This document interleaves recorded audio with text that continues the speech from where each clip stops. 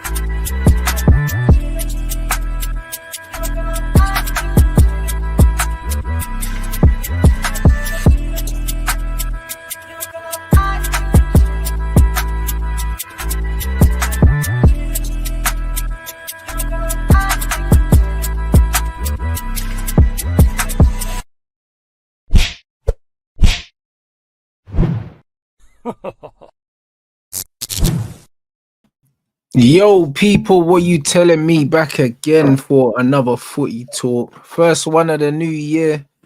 With what you telling me, fam? Happy New Year, family. Obviously, family. good than that. You know what I'm saying? New Year, same Liverpool, hopefully. You know what I'm saying? A lot of seasons been New Year, different Liverpool, but yeah, man. It's time to beat the January allegations. It's time to beat the January allegations because, as I said, I've been a Liverpool fan for a long time, and January hasn't been the best month for us. So yeah, man, it's time to beat the allegations, keep moving forward, and keep smoking everyone that's in my way. You know what I'm saying? I'm trying to move. Yeah, trying to move ruthless. I hear it, my brother. Do you know what I mean? Hopefully it's a new year, different United blood, because 2024 was treacherous, cuz it was treacherous. I can't even lie. It was an awful year. So hopefully this year brings better things, blood. But starting with a trip to Anfield is not the way I would have chosen to start my year, fam. Get out of the way, though, innit? Get out of the way early. I hear that, bro, but I can't lie. The trauma of 2024, blood. Even though it's a new year, it's still the same season. Do you know what I'm saying? Man, already like, bro, it feels like we've been losing for like the last 3 months, blood. So it's like another loss, blood. It's like, how, bruv, man, can't take it, fam. 3 straight losses, 0 goals scored.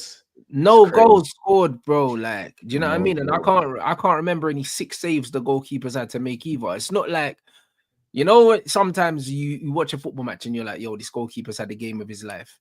Ain't even that, bro. Not even getting FPL points. Man, ain't getting nothing, bro.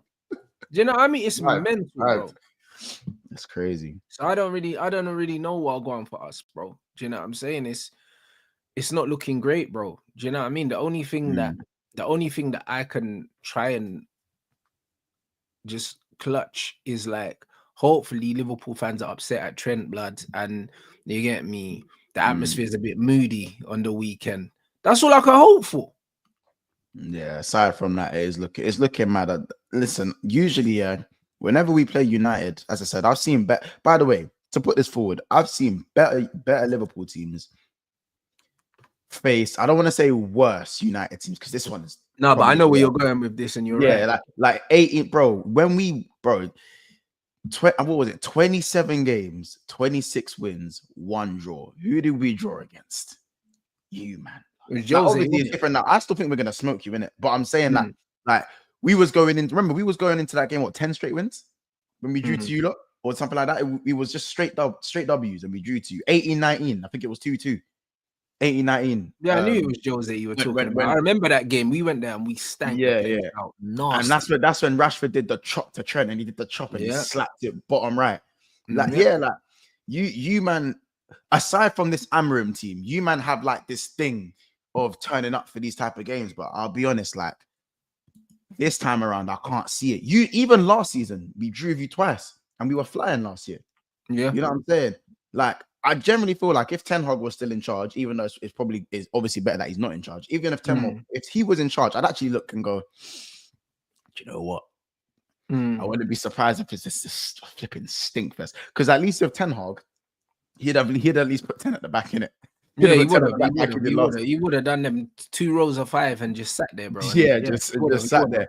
This manager's not going to do that. Because Amorim now because he started with he has to down his sword. Now, let's be honest. He has to down his sword with what he's doing. So the fact that it's not working, the worst thing is that you're not scoring goals. I think that's beyond all. Yes, you're not getting peppered and you're conceding goals, but you're not scoring goals. You're not scoring goals. So for me, to go to Anfield, and I think you scored 1 goal at Anfield in your last how many meetings? You scored like 1 goal, bro. Like the record is peak. And it's not like we've come off a shit run of games as well. Like we're flying at the same time. Mo Salah's in the form of his life. You got Van Dijk. I mean, maybe the fact that Rich Homie Kwan, you know what? The Rich Homie Kwan versus Lend Me a Euro derby is finally here as well, blood. We're finally here with that one. You know what I'm saying? Finally get to see both of them. But that's probably the only positive I can think of, that is that we have 1 less centre back now because of the injury last game. That's the only thing that's it. Maybe Ahmad versus Robertson because Robbo's rubbed. So maybe that. But even then, how many opportunities is Ahmad gonna get to penetrate Liverpool's right side?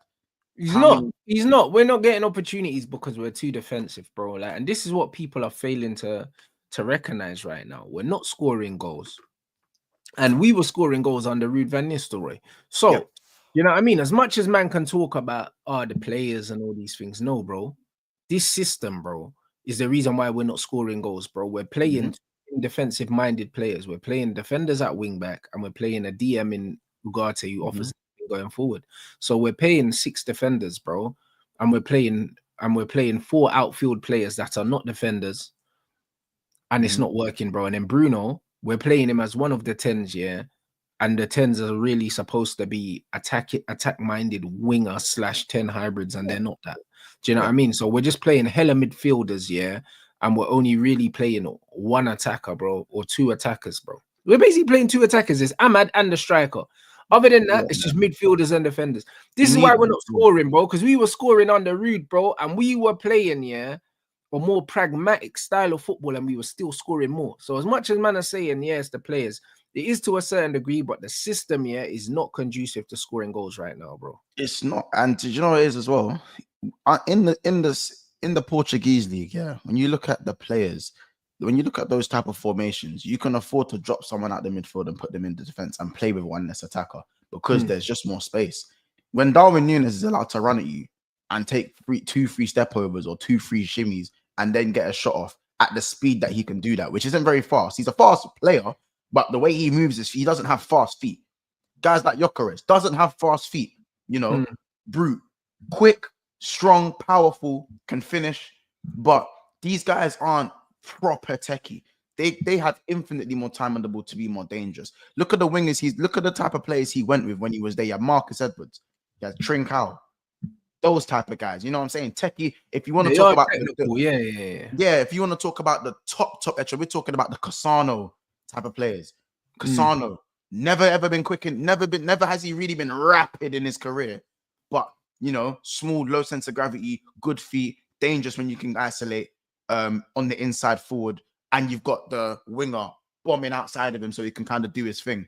You know what I'm saying? Or give the ball back to the deep line playmaker and you go again. Like those patterns are good when you have that type of players. But again, when you're playing 6 defenders, bro, and then the 2 DMs that you've got aren't really mad progressive or hold the ball too long, it's just too many redundant players.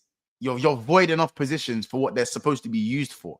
And it's obvious. Like Darlow isn't even a proper wing back on that. He's not even a left-sided player. He's not a wing back, period, bro. Yeah, he's a fullback. Do you know what I'm saying? He's a modern fullback. That's what he is. Yeah. And Lex, even this super chat, bro. Like in this system, the wing backs are attackers first, bro. Yeah. But the problem is with this manager, he don't want to play wing backs. I mean, he don't want to play attacking wing backs because he believes it's going to leave us too defensively exploited. But my thing is, we're conceding goals anyway. So why don't you just throw that in the bin? But this is what I said, and this is why I said when people liken like you lot to Tottenham and that, because there's been comparisons with Tottenham and United fans going back and forth over the last like 3-4 weeks, in it, because even though you lot have been so bad, you're only 2 points behind them. I always say with Spurs, I think Spurs are actually a lot further away from you lot than the Premier League states, simply because them man score goals. Yeah, exactly.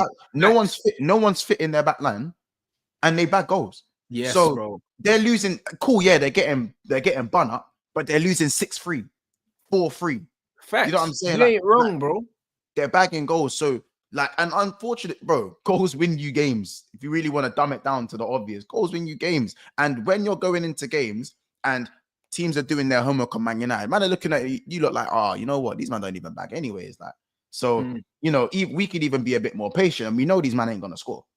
They're max, and if they score one, they ain't scoring another. But this is what man said in my match reaction, bro. At the end of the day, yeah, like you're more likely to punch someone in the face when you know they're not gonna punch you back, bro. And Man United, we're not dangerous, so teams can bad us up a little bit. Do you know what I'm saying? They can bad us up a little bit because we're not really a threat, bro. Like, this is the reality, bro. Yep. The manager would do better, yeah, to make us more dangerous, even if it makes us a bit more frail, yeah, defensively, because then we're giving the other team something to think about. At the moment, we're not giving them nothing to think about. We're just playing football in front of people. That's all we're doing. Bare possession, just playing football in front of man. Yeah, like it's a pointless phase 1 and 2. And do you know what he should be doing? And I don't want to be like, I'm the maddest tactical in the world. But when you have your back three, if you look at successful back threes, let's look at the most recent successful back three we've seen in Leverkusen. Grimaldo and Frimpong, as you said, are attack first. They're attackers, period. Like, these men are, how about this? In possession, they are higher than the 10s. Yeah, they're attackers first, defenders second. And that's how the system is meant to be played. And this is how the manager is going to play the system when he gets his players. My thing is, why wait till you get your fucking players? Do it now. Yeah, because how about this? You might not get time. Again, when you are the manager of Manchester United, same with at Chelsea or any of these top teams, the biggest clubs in the world, you might not get time to see your end game. You might not get the time to map out your blueprint if you're doing things that are below the threshold of what's acceptable as a manager for these clubs. Graham Potter, I actually think is like, I don't care what anyone says. Graham Potter is not a bad manager. No, he's a good coach, bro. He's a good coach. But if you don't coach to a certain level, we will never know your end game. We won't know how your story ends. You know what I'm saying? We won't know where your ceiling is. Same with Poch. I don't think Poch is as bad as what Chelsea fans make him out to be. But because he actually got a tune for the last 6 months. He actually got a tune out of the players. He got there in the end. But when you're at an institution like Chelsea, it's not good enough. Not good enough. So he was rightly sacked. He deserved to be sacked, just like Potter. And if Amorim doesn't, do what he needs to do, if he doesn't coach the way he needs to coach to get results, I don't think Ineos. And by the way, I think people forget this. He's on a 2-year contract. Yeah, 18 months. Yeah, well, yeah, it's 18 months. That shows you in itself. And and I'm pretty sure that Amorim was willing to come to United at the end of this season, by the way. He was willing to come at the end of the season, which actually probably would have been a bit, well, in hindsight, probably would have been a better choice. It would have been way better. But he definitely would have won the league. He would have won the league. He would have had money to spend. He would have had a pre-season. I don't think if Ineos gave him a 4-year contract, then you can sit there and go, you know what? He's probably just been given the season as a bly. This season's probably just to do what you do, don't get relegated, whatever, and go where you need to go. But the fact that he's only got 18 months, bro. 18 months. You better buck up your ideas, bro, and start going for games, because everyone knows when you have not everyone knows, but I think anyone who has watched enough free at the back formations, 3-back/5 back formations, even 4-back formations where one of the wing backs go and then it moves into a 3 at the back. Your DMs or your CMs or your pivot covers. So but even that, it doesn't even need to be that complex, bro. Like, I know what you're saying, but bro, we could just keep it real ABC 1, 2, 3 here. Like, this thing here saying he doesn't have the players is bullshit, bro. At the end of the day, brother, use attackers as wing back, bro. You've got Garnacho here, who's useless here in the 10 role. Use him as a wing back. You got Anthony that you can use as a wing back. We haven't seen Anthony at left wing back, bro. Use him there. We got Malacia. Do you know what I mean? We know Ahmad can do the job there. He'll be better off dropping Ahmad back to a right wing back, playing Anthony left wing back here, and saying, you know what? In my front 4, I'm going to use Bruno, Rashford, Garnacho, Hojlund, Zirkzee. Even if I don't really like their profiles, I'm just going to use these 5 players there. Even Kobe Mino you could throw into there as well, 6. I'm just going to use these 5 men in those 3 positions, and I'm going to use my attackers as wing backs, bro, whether we concede or not. Yeah, and then I'll tell you what, we've scored a lot more fucking goals, bruv. And to be fair, with the pivot, that's when you play your defensive-minded pivot with that. 100, because we got Ugarte anyway. Yeah, just play Ugarte and Casemiro, and then make them cover the position, any position. But this is what I'm trying to say, bro. Like, not hard, because then you end up having 5 defensive players and 5 attacking players, and it's a balanced team. Exactly. Do you see what I'm saying? At the moment, the team's not balanced. At the moment, we got like 8 defensive-minded players and 2 attackers. And man, wonder why we're not fucking scoring, bro. But that's what I'm saying. You guys are almost at times building through the middle when we know Ugarte is not a forward passer. He's not. He breaks up play and gives it to the. You know what I'm saying? That's his thing. And Casemiro, who for me, I think Casemiro's passing ability is good, but he's not really playing Cas. So, and Kobe is more of a ball retention, technical player who can be progressive. But there's you know what I'm saying? He's trying to progress through the middle with guys like Ugarte. That's the bottom line. And again, having 2 defensive-minded players on the wings. As you said, who does that leave to really do anything going forward? Because Hojlund's got a shit touch and he's not good enough. And then Ahmad, who'll get the ball of Mazraoui, but Mazraoui's not in great form. And then you got on the other side, whoever even played, he's just the left side is redundant. Zirkzee under the bus. Zirkzee got dashed under the bus and then subbed off and embarrassed. And then you got Garnacho coming on, stinking up the gap. And then Rashford ain't even playing. You know what I'm saying? Bringing him back into the squad for PR. So realistically, as I said, where it should be, the balance of 5 attacking players, wing backs, and the 2 10s and the striker, he's got, again, just 7 defensive players when even the pivots are defensive. Yeah. But trying to play forward through that middle section, it doesn't make sense. You know what I'm saying? The only time I see you look dangerous is the one Lissandro ball to the left 10. That's the only time I've seen you score goals. And even then, and that pass is always on though. And the thing is, if you've got attacking wing backs, that same ball into their wing backs is on as well. The problem is, he's picking the wrong personnel, and this is why everyone needs to share the blame. The players need to share the blame, but the manager needs to share the blame, bro. I can't sit here and say that he can't be doing more with what he has, bro. That's impossible. I'm not saying that he's got the best ingredients, but I'm saying the meal that he's cooking up, yeah, is below par, bro. Do you know what I'm saying? It's not good enough, bro. The fact that these same man was scoring goals under Ruud van Nistelrooy, don't tell me that there's no goals in the team, because there was goals. All of a sudden, there was goals, blood. We were scoring 3s and 4s, and all of a sudden, there's no more goals. Bro, he's not chefing, bro. He's putting a raw egg in the oven, bro. That's what he's doing. Yeah, bro. In the microwave. Bro, That's what he's doing. I can't hear this. There's no goals, man. He's genuinely like, I didn't like the Zirkzee treatment. I thought that was disgusting. I can't even lie. I think that's disgusting. I want to see how he bounces back from that decision. Yeah. I want to see how he manages Zirkzee going forward. Yeah, because I'll be honest. Yeah, the manager lost his head there, bro. Do you know what I mean? And he better regret that. You know what I'm saying? Like, he's come out and he said, "Yo, I spoke to him, and this, that, and the other, and this, that, and the other," and he even said, "Listen, like, yeah, he went back to the change room, but he's a human being, bro. Like, he's allowed to be pissed off, but he came back. Like, no one made him come back." Do you know what I'm saying? But let me tell you something. The manager, I want to see how he manages the situation with Zirkzee moving forward, bro, because that was a big L, bro. I don't care, like, who you support. There's no fucking excuse for that. There's none. There's none. Yeah, I thought that, as I said, bro, I looked at that and I thought, do you know what? I know in a way that he's probably taken off Zirkzee, not as it's your fault. He just could have. It was more of anyone could have been anyone. It just happened to be you type of thing. But that doesn't take away the embarrassment for the player. For me, I just think that you're the one who's played him. It's for me, it's more embarrassing for the manager because you've put him in a position that he doesn't play.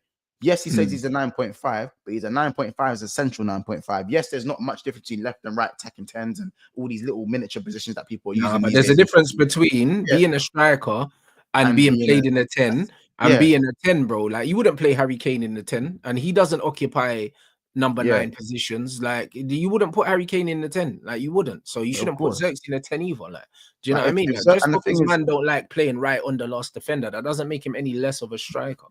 Like, again, and if he's gonna play in the 10, I think it has to be as a support striker role where he can play off. Again, like, for example, if you had like Zirkzee and Rashford, and you just tell Rashford, his only instruction in the game is the second that ball is going into Zirkzee, get on your back. Yeah, that's it. I don't care what else you do, because when you get on your back, either the defenders are gonna back off Zirkzee and follow you, giving him the chance to turn, and we get up the pitch, or the defenders leave you and you're likely gonna be in on goal. You see what I'm saying?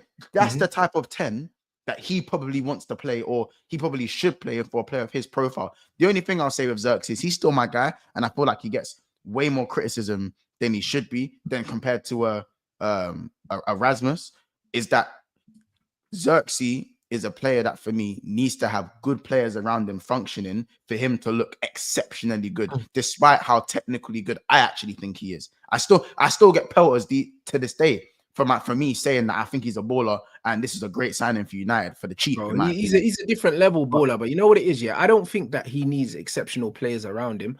I think that he needs a fully functioning team around him, bro. Like, he just needs man with intelligence around him, bro. It's not, you don't have to be amazing footballers, because the thing is with Zirkzee, yeah, and you know what? I was having this conversation with chaps today. Like, we've been going back and forth in the group chat, bro. And bro, I'm tired of Premier League football. Like, I'm actually tired of it, bro. Like, I watched the Arsenal-Brentford game, yeah.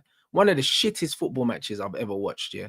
Why am I watching these games, bro? Like, tonight, I get to watch Inter Milan play against Atalanta. I'm going to see a very good game of football. Tomorrow, we got AC Milan and Juventus. We're going to see a great game of football, technical game of football. The Premier League level of football is shit, bro. Like, I don't care what anyone says. People talk about the Premier League, bro. Chris Wood and Anthony Elanga are in the top 4, bro.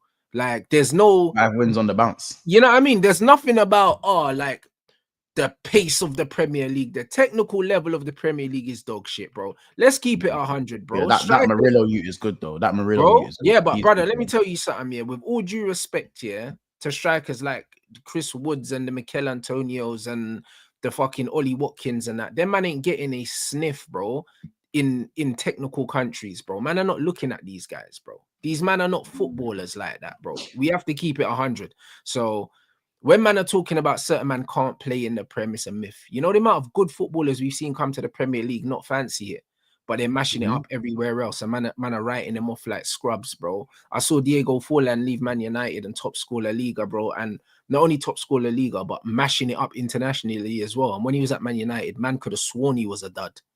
They could have sworn he was a dud. And this is what happens in the Premier League, bro. Like, the Premier League is the problem. Proper football don't get played here, bro. Proper football gets played everywhere else. And then we disrespect all the real proper footballers here. We disrespect all these leagues, bro. Retirement league, Italian league, but they got six teams that can win the league. And then when Atalanta dropped something on your head top last season, you know them ones. Atalanta dropped something on Bayer Leverkusen's head top undefeated last season. Do you know what I'm saying? All these teams are dropping stuff, bro. Man City won the Premier. Man City won the UCL. Inter battered them, bro. Man City got lucky. They benched 6 players. They rotated 6 players, beat Arsenal, and went to City's gaff and easily could have won that game. Drew with them, but probably should have won. Bro, a man is saying that these are donkey leagues, you know. Do you know what I'm saying? Man have to deep it, bro. There's no real footballers, yeah. There's no real footballers in this league like that, bro.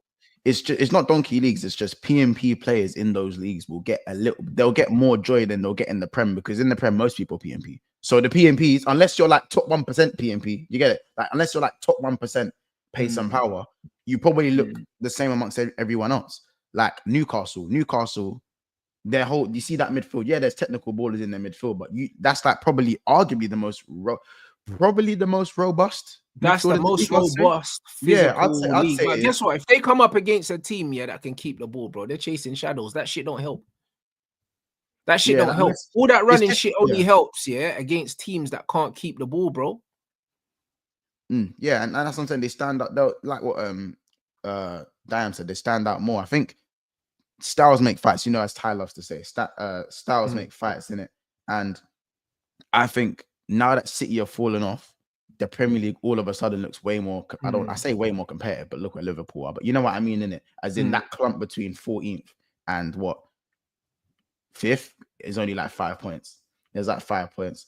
I just think that in the Premier League right now, and I'm looking at some of the games of football, I just feel like everything's just everywhere. And I feel like for the teams that, like, you know, the Bournemouths and the Fulhams, I think the coaches are coaching, personally.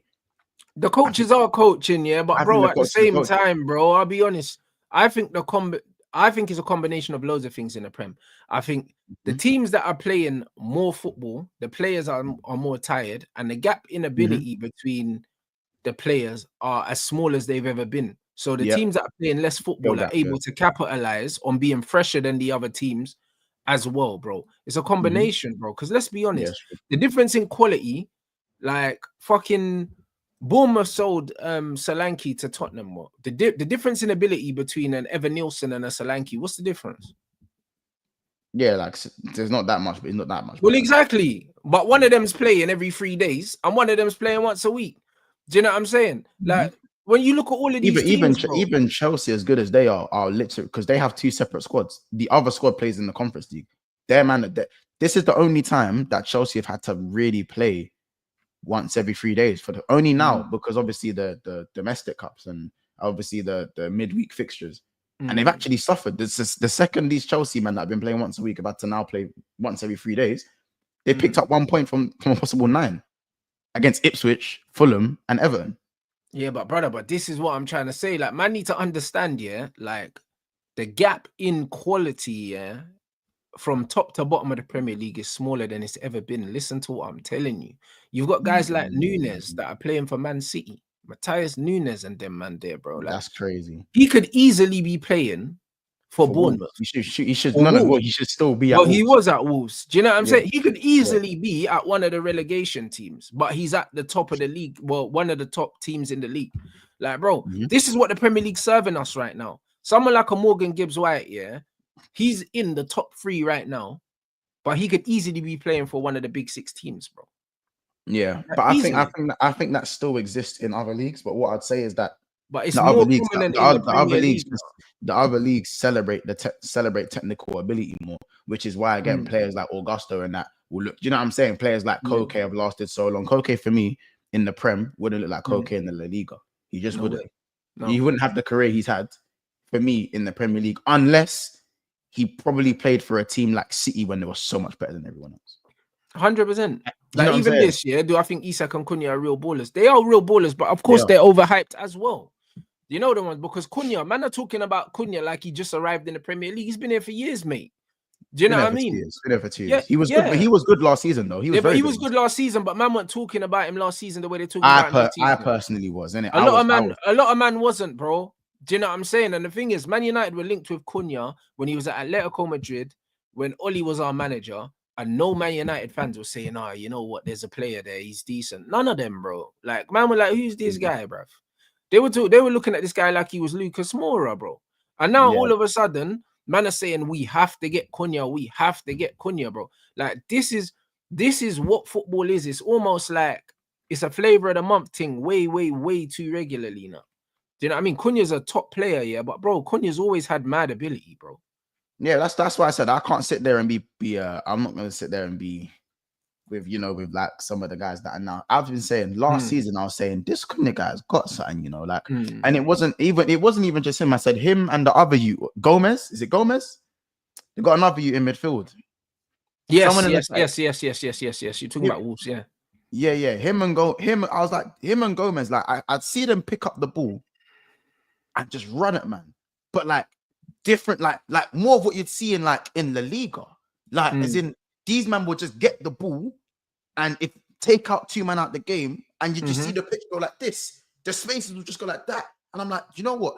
For me, that was just mad refreshing to see rather than me seeing 100 passes in build-up from Arsenal. You see what I'm saying? 100 passes combined with about 50 negative first touches. And if you know what I mean by negative first touches, if you know, I'm not going to go into what I mean by negative first touch. Doesn't mean it's a bad first touch. It's just a negative first touch. That's what I see a lot of the time. And I kind of like, even from Newcastle, I'm seeing a lot of positive first touches. I'm seeing them, man. How can I get into the half space in my first touch? Do you know what I'm saying? Because I feel like a lot of players are actually being coached not to take the risk. They are being coached to not. And it's the most jarring thing. And obviously, listen, Wolves, I know it's Wolves. No disrespect to them. They kind of have to do that at times and whatnot. And yeah, cool. Is it giving a little bit of Bielsa vibes? Yeah, cool, it is. But I'm saying that it was refreshing to see someone like Cunha doing that and not just doing it and failing, because a lot of players in the Prem do it and fail because there's barely any space with how P&P the midfielders are. But someone like Cunha and Gomez, they were doing it successfully, I'll never forget the way they battered up Chelsea 4-2 or 4-1. I'll never forget what they did to Chelsea last year. Like, dead ass what they did to Chelsea was but mad. Wolves have always tried to play in it, and that's what I respect about them. But the thing is with football fans, it's like, especially Premier League football fans, they don't rate good players, until the numbers start telling them something. It's a flavor of the month until it's because that's what happened with Nicholas Jackson, bro. The amount of man I was going to war with last season when these men were like, this guy's shit, and I'm watching him, I'm like, this guy's not shit, bro. What are you talking about? Do you know what I mean? Like, all of a sudden this season he's starting to convert some of the performances into goals. Who? Jackson. Oh, Jackson. Yeah. And all of a sudden, man off his case. But last season he was playing the same, bro. It's just that he was missing the chances that he's scoring now. But his all-around game has not changed. And the thing is, the only reason why people are talking about Cunha now is because he's added a bit more goals. The same with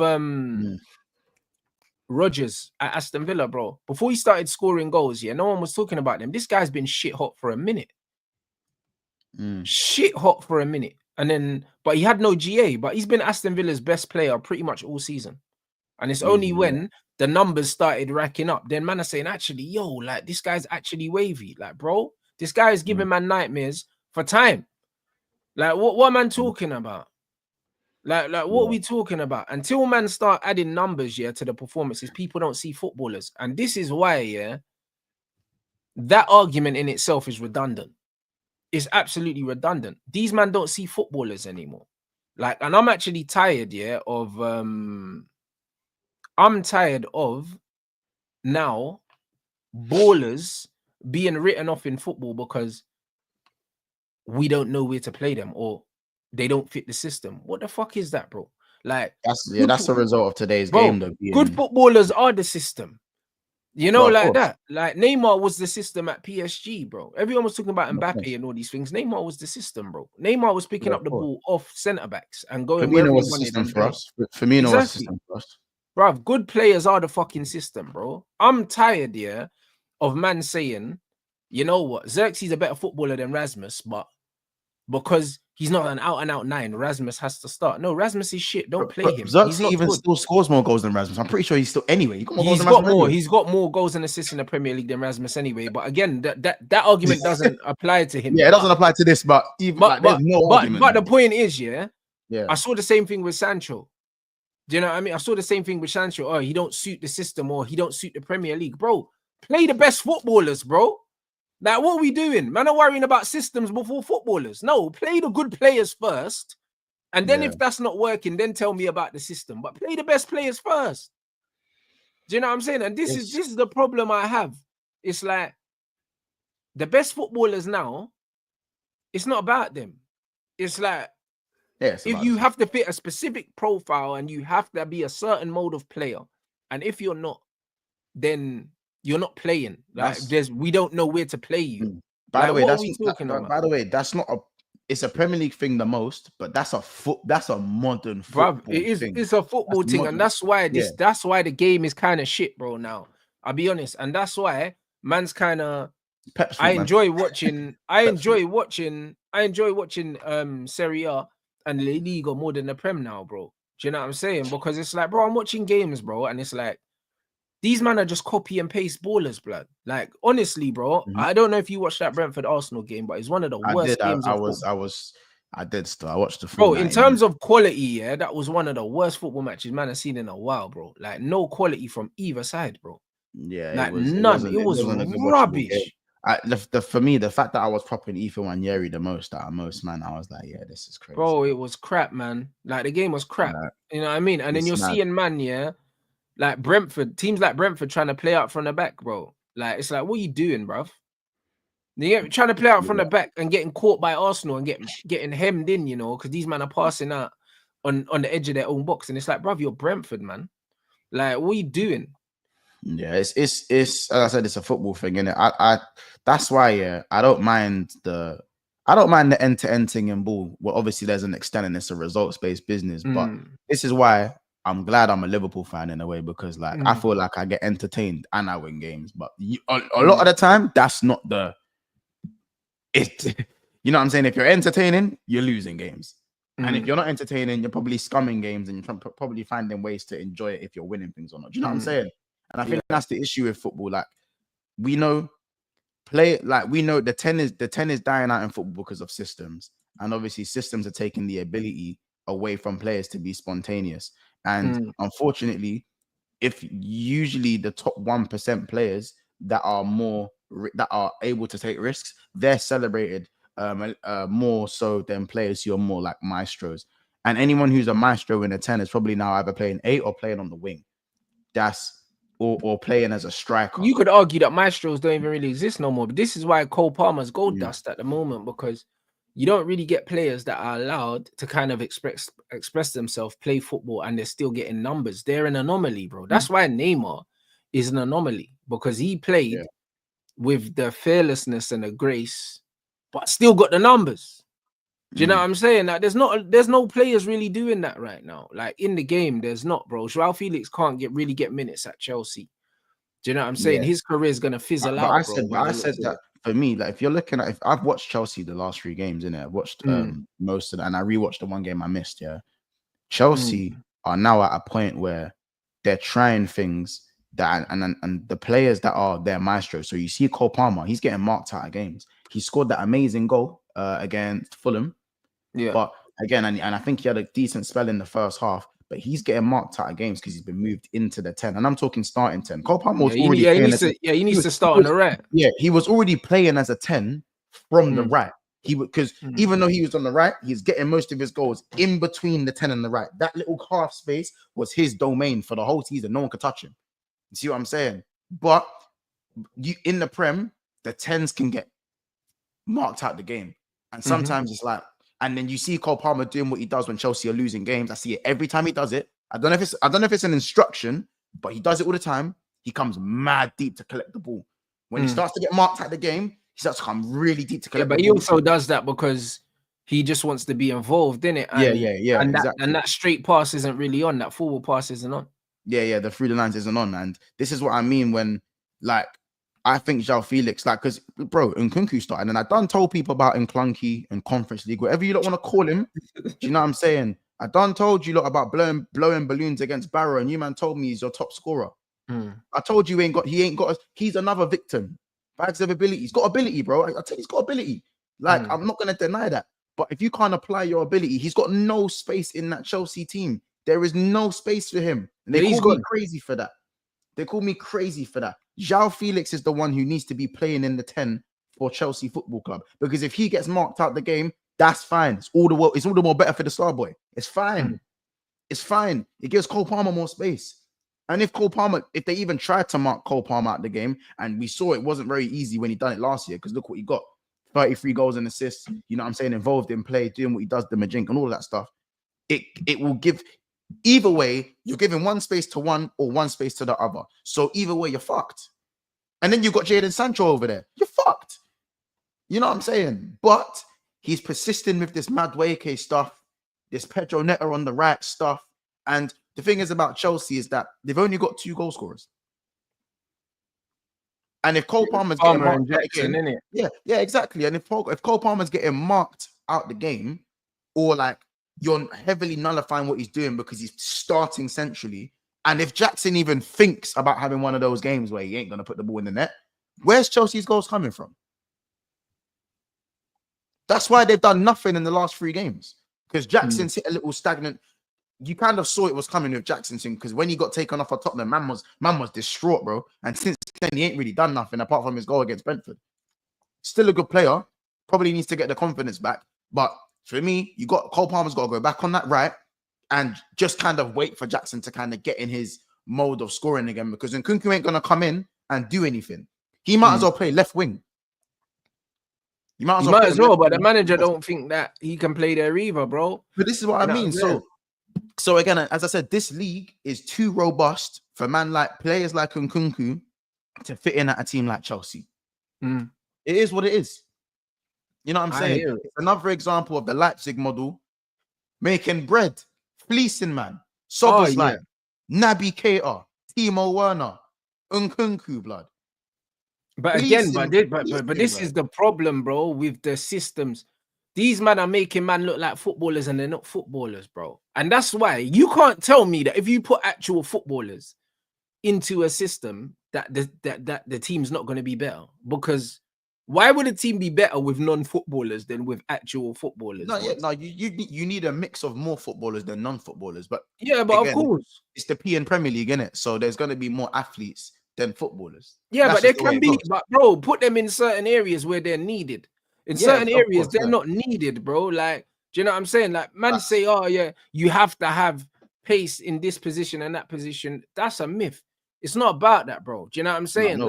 You need to have speed of thought more than you need to have speed of foot, bro. How about this? You don't even really need to have the craziest of, for me, like when I talk about football and ability, because there's certain anomalies of guys who are just mad intelligent. Like, they're not the fastest. Their feet, they don't have Neymar's feet. Do you know what I'm saying? And like, for me, players like Thomas Müller, for example, can't dribble, not fast. You could say he's moderately strong, but he's built like a twig. Yeah, but even moderately strong is being generous. Yeah, I'm being generous by saying moderately strong. He's not even mad, like dominant in the air either. But he's starting over enough, man. I'll be honest. In his pomp, even in his pomp. Brother, we don't even need to go foreign, bro. Harry Kane, bro. Do you know what I mean? He's got no pace and power, no nothing, yeah. Do you know what I mean? And scored a bag of goals in the Premier League. Yeah, and then man is telling man that Premier League strikers need to have pace. But what happened to him, bro? This guy is a golden boot, extraordinaire, with no pace, no power, but he's smart, bro. Do you know what I mean? And man wanna underestimate intelligence in football, bro. If you're intelligent, there's not a single position on the pitch that you can't play. It doesn't matter. You don't need pace to play on the wing if you're intelligent. You don't need pace to play up front if you're intelligent. You don't need pace to play CM if you're intelligent. Fullback, you don't need pace if you're intelligent. None of these things, because positioning beats all of that, bro. Bro, Positioning beats pace. This is my point, and that's why I say it's sometimes it's not always even about that latent, you know, that latent footballing maestro ability with the feet, bro. There's certain guys, as I said, like Thomas Muller. He's built like the janitor at my secondary school, bro. Like he's actually built like a janitor, but he just knows where to be. McAllister is actually way slower than I thought. He's actually way slower than I thought he was. Like when I used to see him play at Brighton. But this brother just knows what to do, when to do it. Yes, McAllister is an extraordinary passer. I'm not taking that, Mabilia. I'm just saying, as a mobile, in terms of mobile, even Thiago, bro. I've watched Thiago play for my club. That guy is slow as hell. He's late to every tackle. He's late to Paul Scholes, blood. He's late to every tackle, blood. Yeah, it doesn't still matter. Controlled football matches. Exactly. You listen, bro. This is the best way I could put it. It's probably going to sound like a shit analogy the way I say this. You know when man say that I think it was has anyone seen Invincible, the series? Yeah. If you haven't seen it, just definitely go watch it. Yeah. And he's talking about the ability to fly. Yeah. One of the superheroes, the main superhero, he talks about the ability to fly, innit? And he's like, Dad, how do you fly? Like, I need to learn how to fly. And he's like, I'm not flying. I'm moving the planet around me. Does that make sense? Like, so like for slow players, it's not about the game moving at a certain speed. The speed is moving at my speed. Yeah, because you're manipulating everything around you. Bro. Yeah, everything I'm moving around, everything else around me. See what I'm saying? And that is, it's Omni-Man teaching Mark how to fly. Yeah, he's not. You're not moving, bro. Everything's moving around me. You know what I'm saying? Yeah, but that's how the best footballers play. That's how Lionel 100%. Messi plays, bro. Like when he's walking around the pitch, a man like he's just walking around scanning. Yeah, bro. Because he's letting the game do what it does, and he does what he does. You know like that, and that's what the best players do. The best players do that, bro. Do you know what I'm saying? And some of the best players to play the game, that's why they say, the first 2 yards is in their head, bro. Like that's just how it is, bro. So now, because you've got such a lack of intelligent footballers, they're more reliant than ever on these physical things because they lack the intelligence. When you've got intelligent players, you don't need all this shit, bro. You don't need it, bro. Because the thing is, if the physicality was so important, why did the Premier League team struggle so much against all the European teams in Europe, bro? How come the PMP, how come they can't play this gung-ho shit, in the Champions League and in the Europa League, bro? They come up against a team, they don't see the football. They don't see it. I think in today's game, you need to have a blend of both. I think the reason why Liverpool have dominated Europe this year in the league is because we have a blend of both. Do you know what I'm saying? We're able to play the technical game because you have players like McAllister and Curtis Jones. If we come up against Newcastle, I ain't gonna lie, it's got to be a Soberslight team sometimes. But you're still playing a more continental style of football now than you were last season. Exactly. You're gonna have you need to have more of a blend to balance out the legs as well. Do you know what I'm saying? But the bottom line is, I think our PMP players that we class as mid will still thrive. Like as I said, Lukaku will go and thrive in the Serie A. I think at whatever age he plays till I still think he's got a few more years in him. If we sold Nunes to Milan tomorrow, I think he'd do well over there because PMP is still a minority. It's still in the Premier League, it's a majority. So 100%.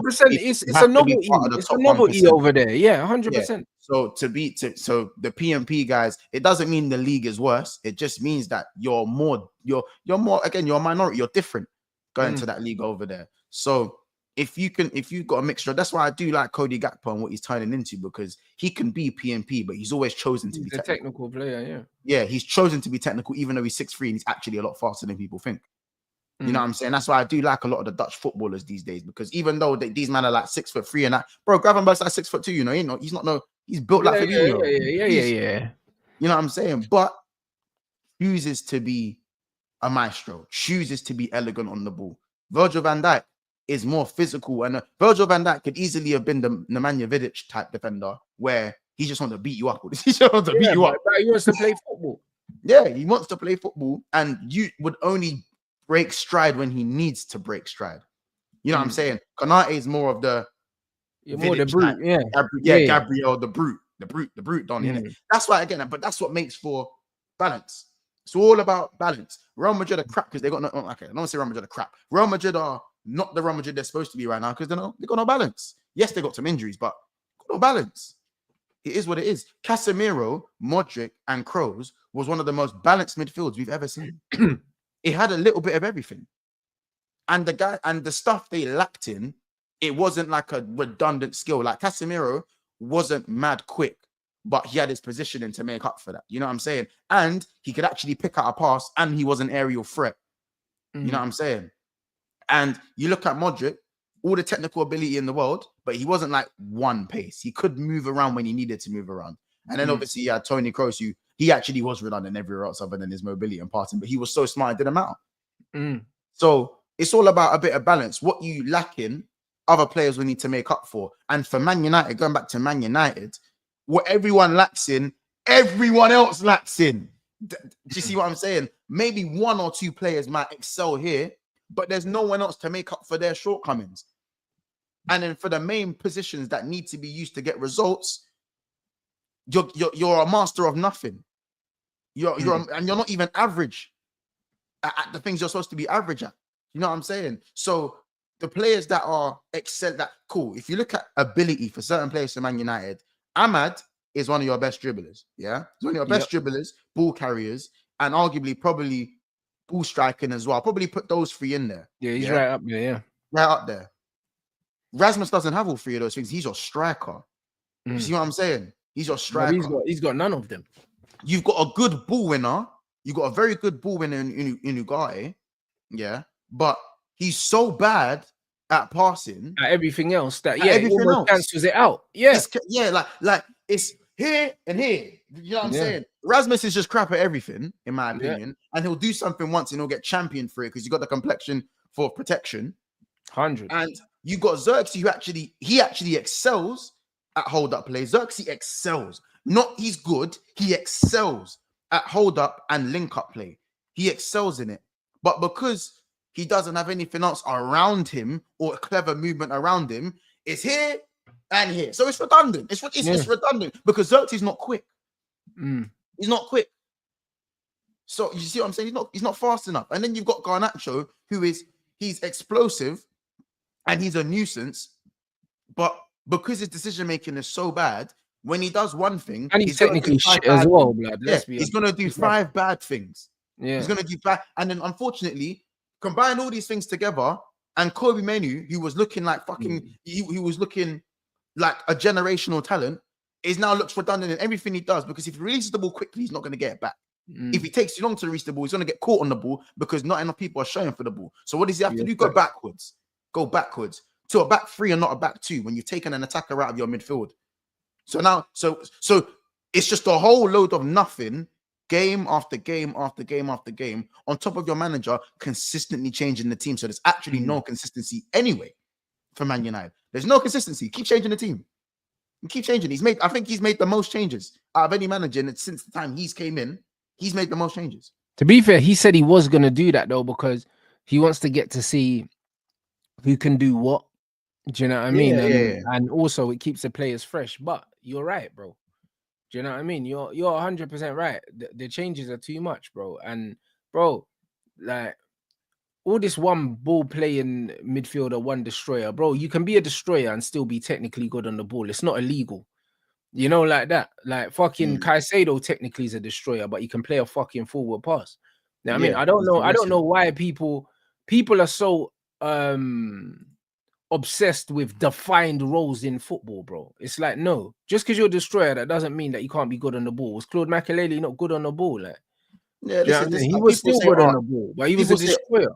But people tell me, Eriksen can't play because he's slow. But brother, what do you mean Eriksen can't play because he's slow? Eriksen looks better than most man in your team, and he's like 50, and he has Iron Man's heart. Yeah, like, what are we doing? But this is what I'm saying, bro. Like there's no such thing as like they're trying to find these very specific profiles for positions, but it's never been that, bro. Like there's different types of right wingers, there's different types of left wingers, there's different types of center midfielders, different types of combative midfielders, bro. Do you know what I mean? Vieira was a combative midfielder, but he was very, very technical. Like why the man Why do man think that, oh, you know what, he can tackle, so he doesn't have to be able to pass? Yeah. Or he doesn't have to be man, press resistant because he can tackle. Yeah. Bro, tackling is one aspect of the fucking game, bro. Of course. And this is why, and like, it's actually crazy to me that, and it's a shame, not a shame, I love it because I'm a Liverpool fan, but you lot have too many problems going on at the same time. Like, you know how most teams have a few problems, but you got, like, there's a balance, bro. You man have so many problems. And for every, I think for every positive, you man have 5 problems, the way I see it. And even outside of the team, I look at some of the changes you've made and I go, cool. Was Ugai even that much of an upgrade from Amrabat? Like, compared to positions you actually needed to go and get. You know what it is? He's an upgrade in terms of his profile. He's an upgrade. He's better than him. He gives us more mobility, but on the ball, is he better than him? No. No, that's like, I'm saying, like, I'm talking, he's a better ball, like you said, he's a better ball winner than Amrabat. You know what I'm saying? He's better, he's younger than Amrabat. He's a better ball winner, yeah. But like, in terms of if you get all their attributes together as players, he's not better than Amrabat. He's not a better footballer. He's a better athlete. Yeah, he's a better athlete. And what happens now is that 50 M's, bro. Is it not 50 M's? That 50 M's could have gone on a striker. 60 million euros. 60 million euros. It could have gone on. That could have gone, bro. That money could have gone anywhere else. The way I see it, like I just look at that change and go, I mean, you could have upgraded in probably 2 other positions rather than the one position where he's not even a better footballer than him. I think just the brand of getting someone from PSG and loaning someone back to Fiorentina was a better shout on paper. That's all it seemed like. You know what I'm saying? Like, I look at like some of the decisions. You let Alvaro Fernandez go, and you man are scavenging for a left back now. That's on that stupid manager that we had before, though. The previous one. I know it's not on so much in this, but again, I'm just talking about genuine decisions. Like, I understand the Rashford thing makes so much sense because he's not really good enough anymore. But Rashford would still be better than the shit that I'm seeing now at Man United. Do you know what I'm saying? I'd still rather see Rashford than Garnacho. And even though it's 2 cheeks of the same. I agreed. Yeah. I'd much rather see Rashford. You'd rather take a normal shit than have diarrhea. Put it that way. You see what I'm saying? So, like, you know what you kind of need in certain positions, and it's just not really being applied in any way. And I don't mind the manager making changes in the front 3. That can keep changing because you need to work, and that can keep changing. But the back line and the wing back, do you know what I'm saying? You're changing things that don't need to be changed. And at the same time, I'm not saying he's a shit manager. I still think he's a very good coach. But right now, the way there's too much changes for changing's sake, bro. Yeah, exactly. And it also makes him look like, it makes him look like he's either going back on a decision or not too sure, when at the same time, we've seen him make big decisions. We've seen him make big decisions. He's literally frozen Garnacho out the squad. He's frozen Rashford out the squad. So we know he's not afraid to make big decisions.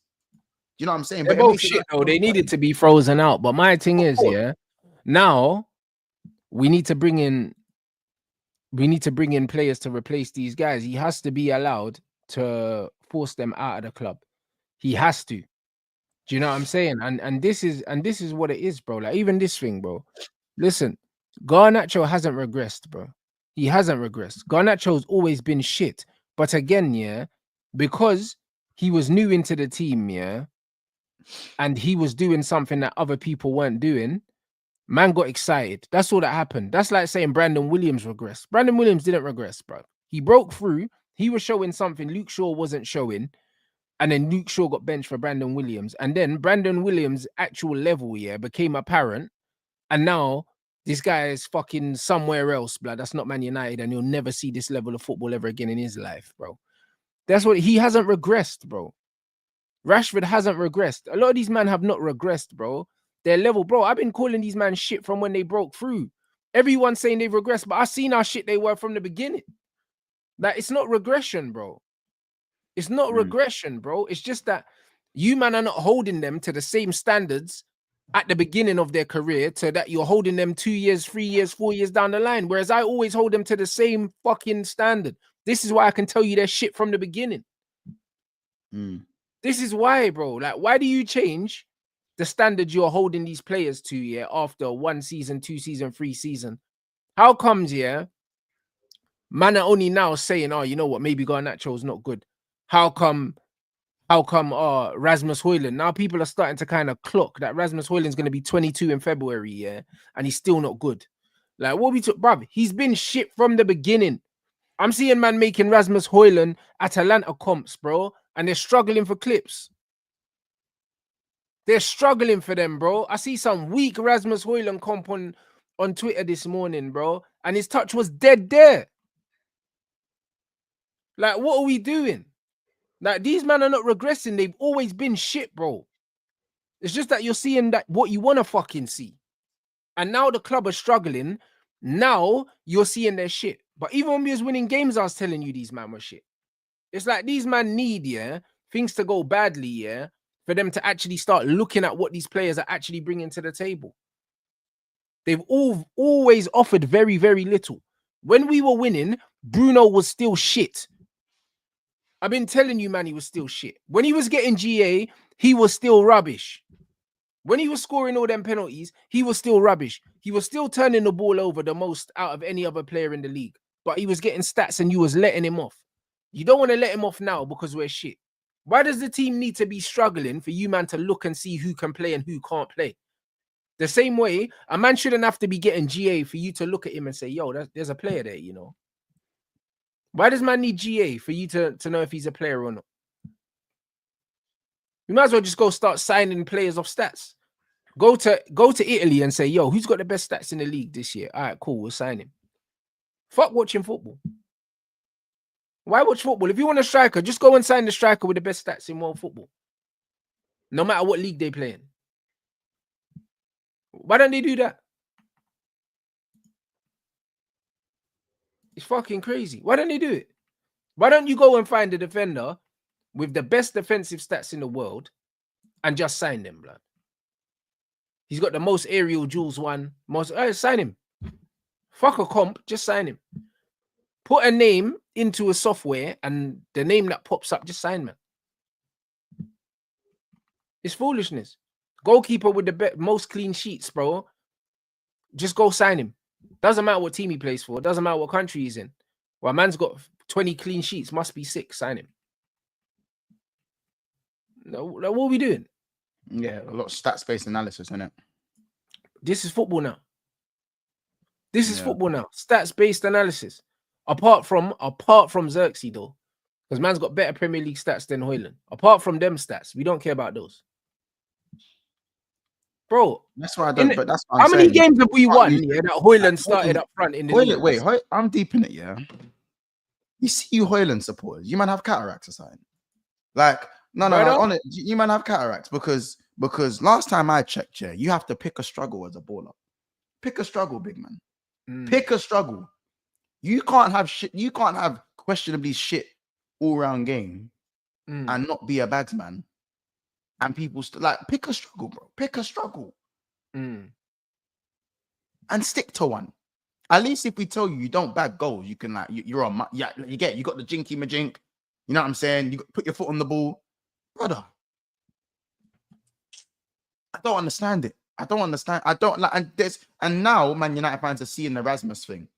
But last year, I was someone who lived and died on their agendas. Do you know how many apologies? Don't get me wrong. I'm not the be-all and end-all voice of football, bro. I get shit wrong. I was propping Kwanzaa over Konate. That's the worst take one of the worst takes I've ever had. I can sit here and say I've had shit takes. We've all had shit takes. You know what I'm saying? But I could confidently say I've had more good takes than bad takes over the last couple of years. A lot more good takes than bad takes. Told man about Nkunku. Told man about Rasmus. Told man about Darwin. Told man about Sobers like that. Told man about enough of these players, bro, that aren't good enough. But can work in because what I don't like is it's like false revisionism. If Rasmus scored that chip against Newcastle, and you man lost 2-1, I guarantee you man will be saying Rasmus is the least of our problems. Yeah, of course. That's what they be saying. Guarantee. But he's scoring goals and that's his job. That's what he's scoring. But if you look, he's got less goals than he's got less goals than the guy who's probably the worst player you've seen going forward and the worst signing in Zirkzee. Huh? I've had enough of Zirkzee. No, I'm serious. The amount of I've had enough of this Zirkzee guy. He's so this, he's so that. But you man gave Rasmus 16 games of nothing. Twice. Of nothing. Twice. 16 games of nothing you gave him. Give him time. His ceiling's crazy. Don't piss me off. Don't piss me off. But this is what I'm saying. And they're Don't talking piss about me his off. stealing, bro. Get the fuck out of here, bro. This is the problem.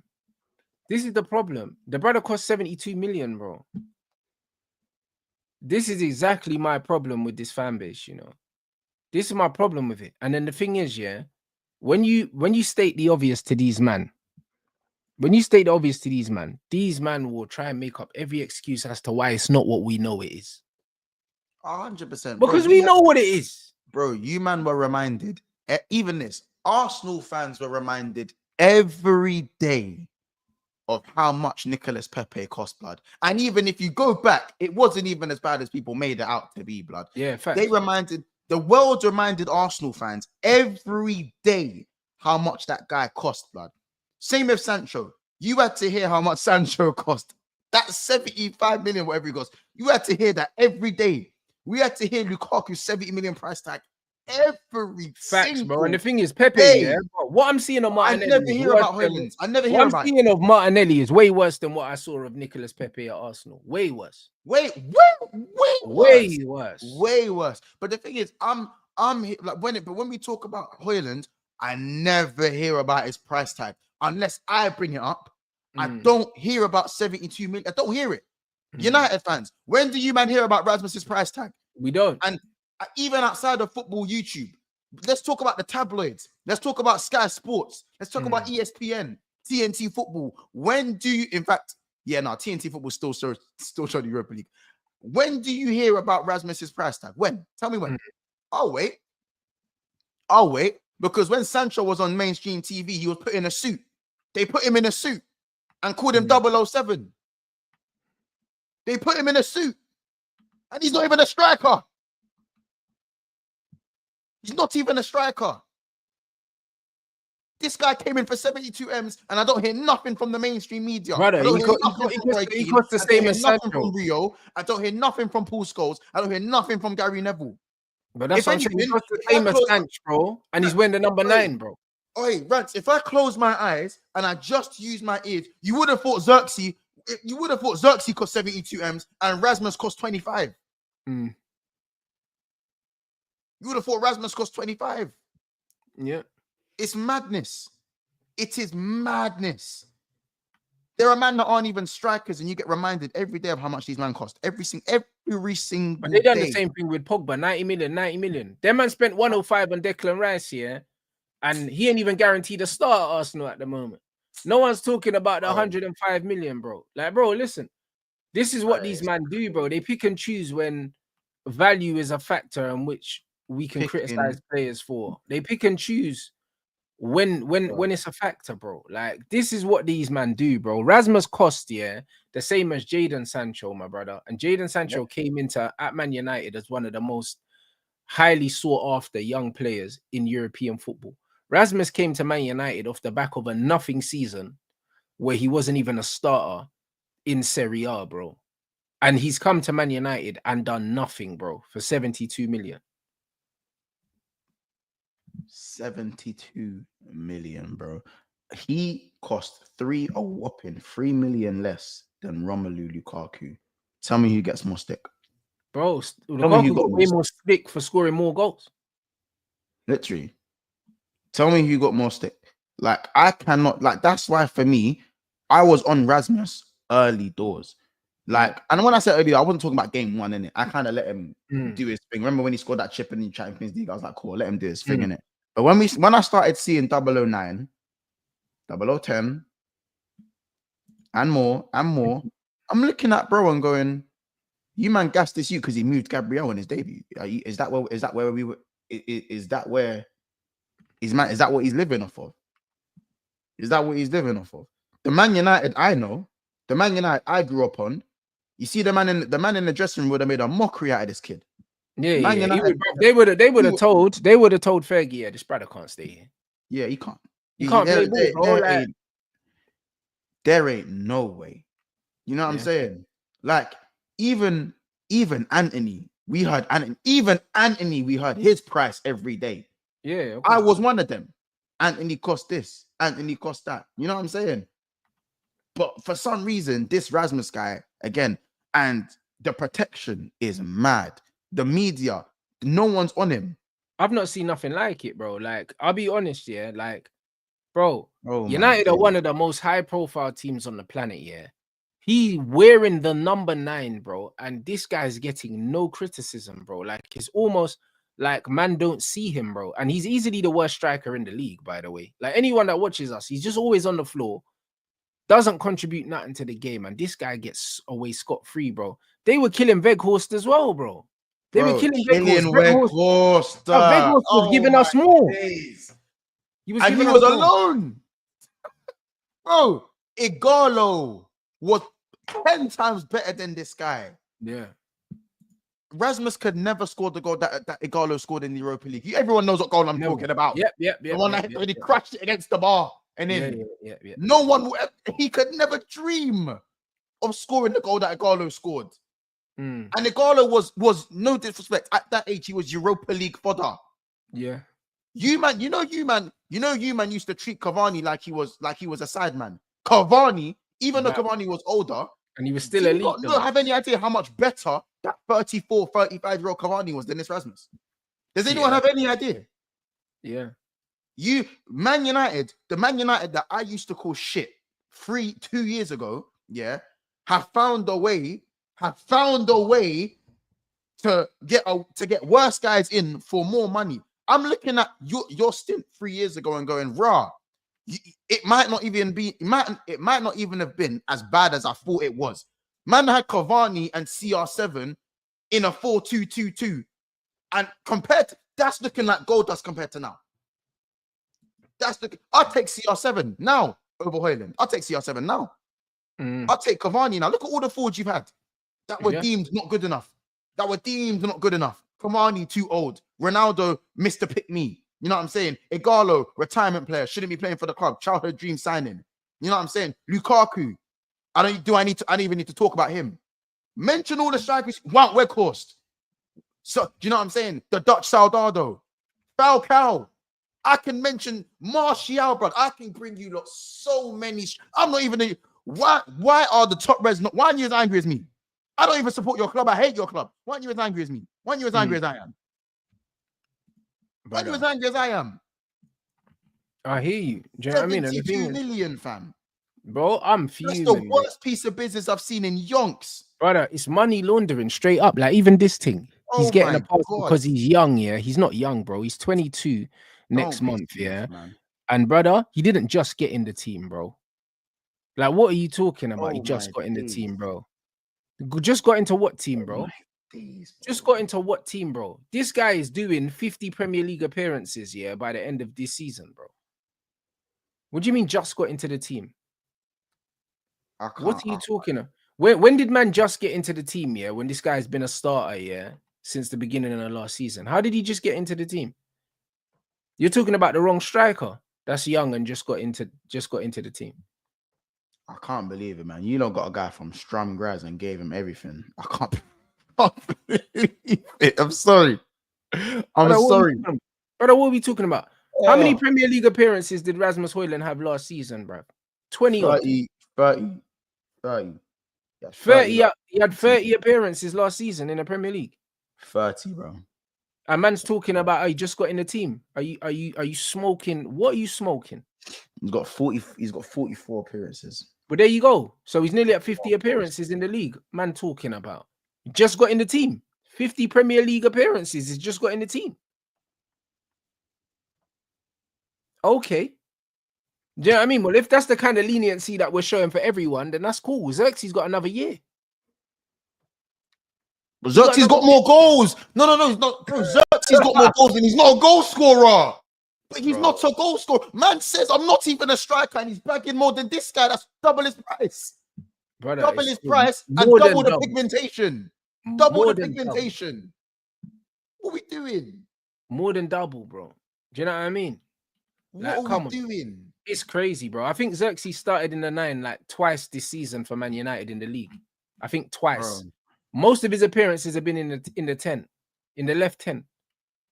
He barely started up front, bro. Even the first goal of the season that he scored, he came off the bench. The manager's been starting him more in the 10 than in the 9, bro.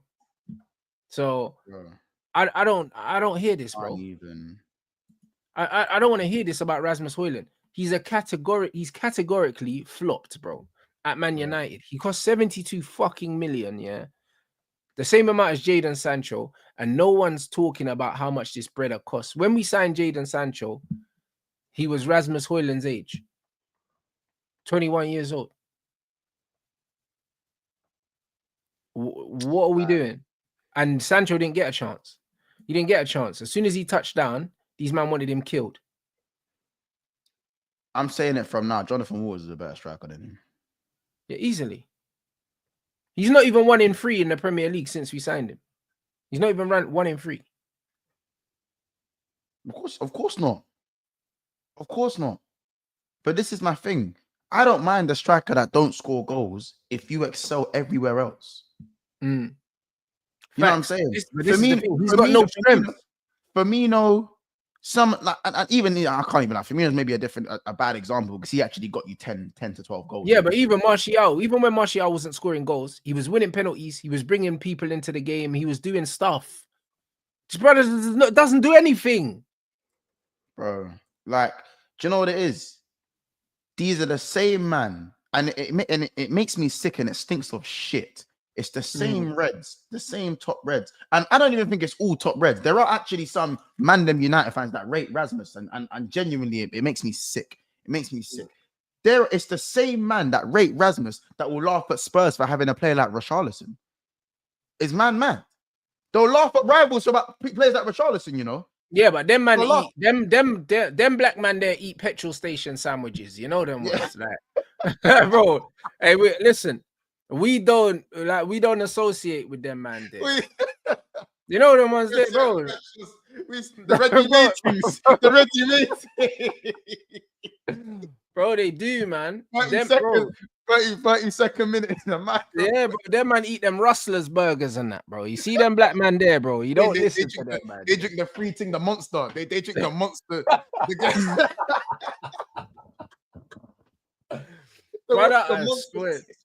Bro, that's what they're on.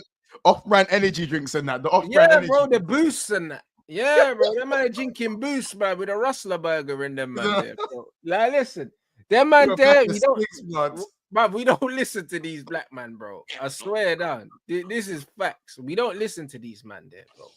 You know what I mean? The same man that try to jump on the bandwagon, do you know what I mean? And try to disrespect Zirkzee and that, and them man there, bro. Do you know what I mean? But they're propping up Rasmus Hojlund and that. Them man are not serious, fam.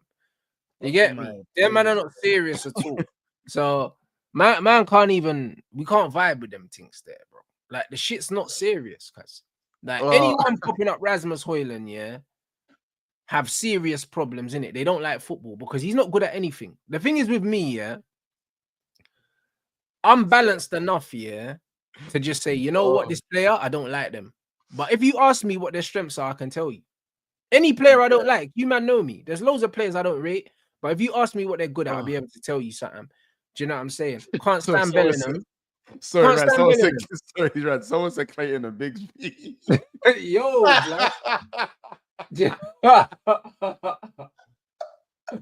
bro, Clayton a big speed. Bro, man. I just seen this. Nah, bro, like man, that Bellingham, I don't rate him. Do you know what I'm saying? But he's powerful at running with the ball. Like I know attributes he has. Like I don't like him, but I can tell you what he does well. Rasmus don't do nothing well. Nothing. Do you know what I mean? Man saying, "Oh, he's a good finisher." Bruv, he's not a good according finisher. to who? Oh my God. Half of the goals he scored, he was falling over when he struck the ball, bro. Bro, this guy was kicking advertising boards against Newport County, man. Fine shame. Bro, fine shame. Fine shame. Like, it pissed me off. How are you kicking the advertising boards against Newport County, bro? Brother, the guy said he's a good finisher. How? Where? Like, do you know what I'm saying? How? Where, bro? Like, no. Do you know why? Because they're measuring him against guys like Nunes. Yeah, facts. When at least with Nunes, I can tell you what Nunes is good at. Yeah, I think Nunes is bro. Everyone knows what I think about Nunes, but like yourself, I can tell you what he's good at. Yeah, he's got some endearing qualities. Like he works hard. Do you know what I mean? He don't give the centre backs always in the game. He's a nuisance. Yeah, bro. Yeah. Like, bro, and the thing is, man actually has glimpses of bangers. Like, man actually somehow scores worldies. Yeah, facts. Man, like, I've seen Nunes bag enough worldies, but he's still shit. But he scores enough worldies, bro. Like Rasmus will bag once in 15 games. And man will tell you, see, I told you he was cold. What? Right, facts. We've all got that bro that plays FIFA. You'll beat him 30 times. He'll beat you once and you think it's a new age. Yep. You think it's a new age. I don't understand it. Brother, I can't lie, yeah. It's one of them ones where a lot of these man, they don't know football, blood. They don't know football, bro. And the honest truth is, yeah, it's like this is why they find it so shocking when I say certain things, bro. But it's like man's just saying what I see, bro. Like these man, like Rasmus, he's not in bad form. He's always been shit. Bruno's not in bad form. He's always been shit. Garnacho's not in bad form. He's always been shit. Rashford's not in bad form. He's always been shit. Like, this is just all it is, bro. Man need to understand that certain men are just not good, bro. Like, yes, systems can overshadow certain things. And also, stats don't tell you the full story about footballers, bro. They don't tell you the full story about footballers. Man will say, oh, so-and-so's got these wavy stats. They're doing really, really well. Do you know what I'm saying? Like, obviously, because I watched the game yesterday, the Arsenal-Brentford game. You see that fucking Ethan Nwaneri? If they play that brother, yeah, on the right wing for the rest of the season and Saka doesn't come back, this guy's picking up hella stats, bro. He's a baller, bro. He's a fucking baller, bro. Baller still, yeah. He's a baller. Bro, he's a baller, bro. You know what I'm saying? And he's got way more technical ability on the ball than Saka, bro. Way more. Way more. So when man are saying, yo, man's a GA machine and all these things and this, that, and the other, you see that Nwaneri, bro? That guy's a baller. He's a better pure footballer than Saka, bro.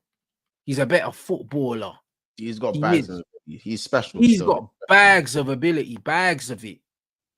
Do you know what I'm saying? He can carry the ball. He can go past players.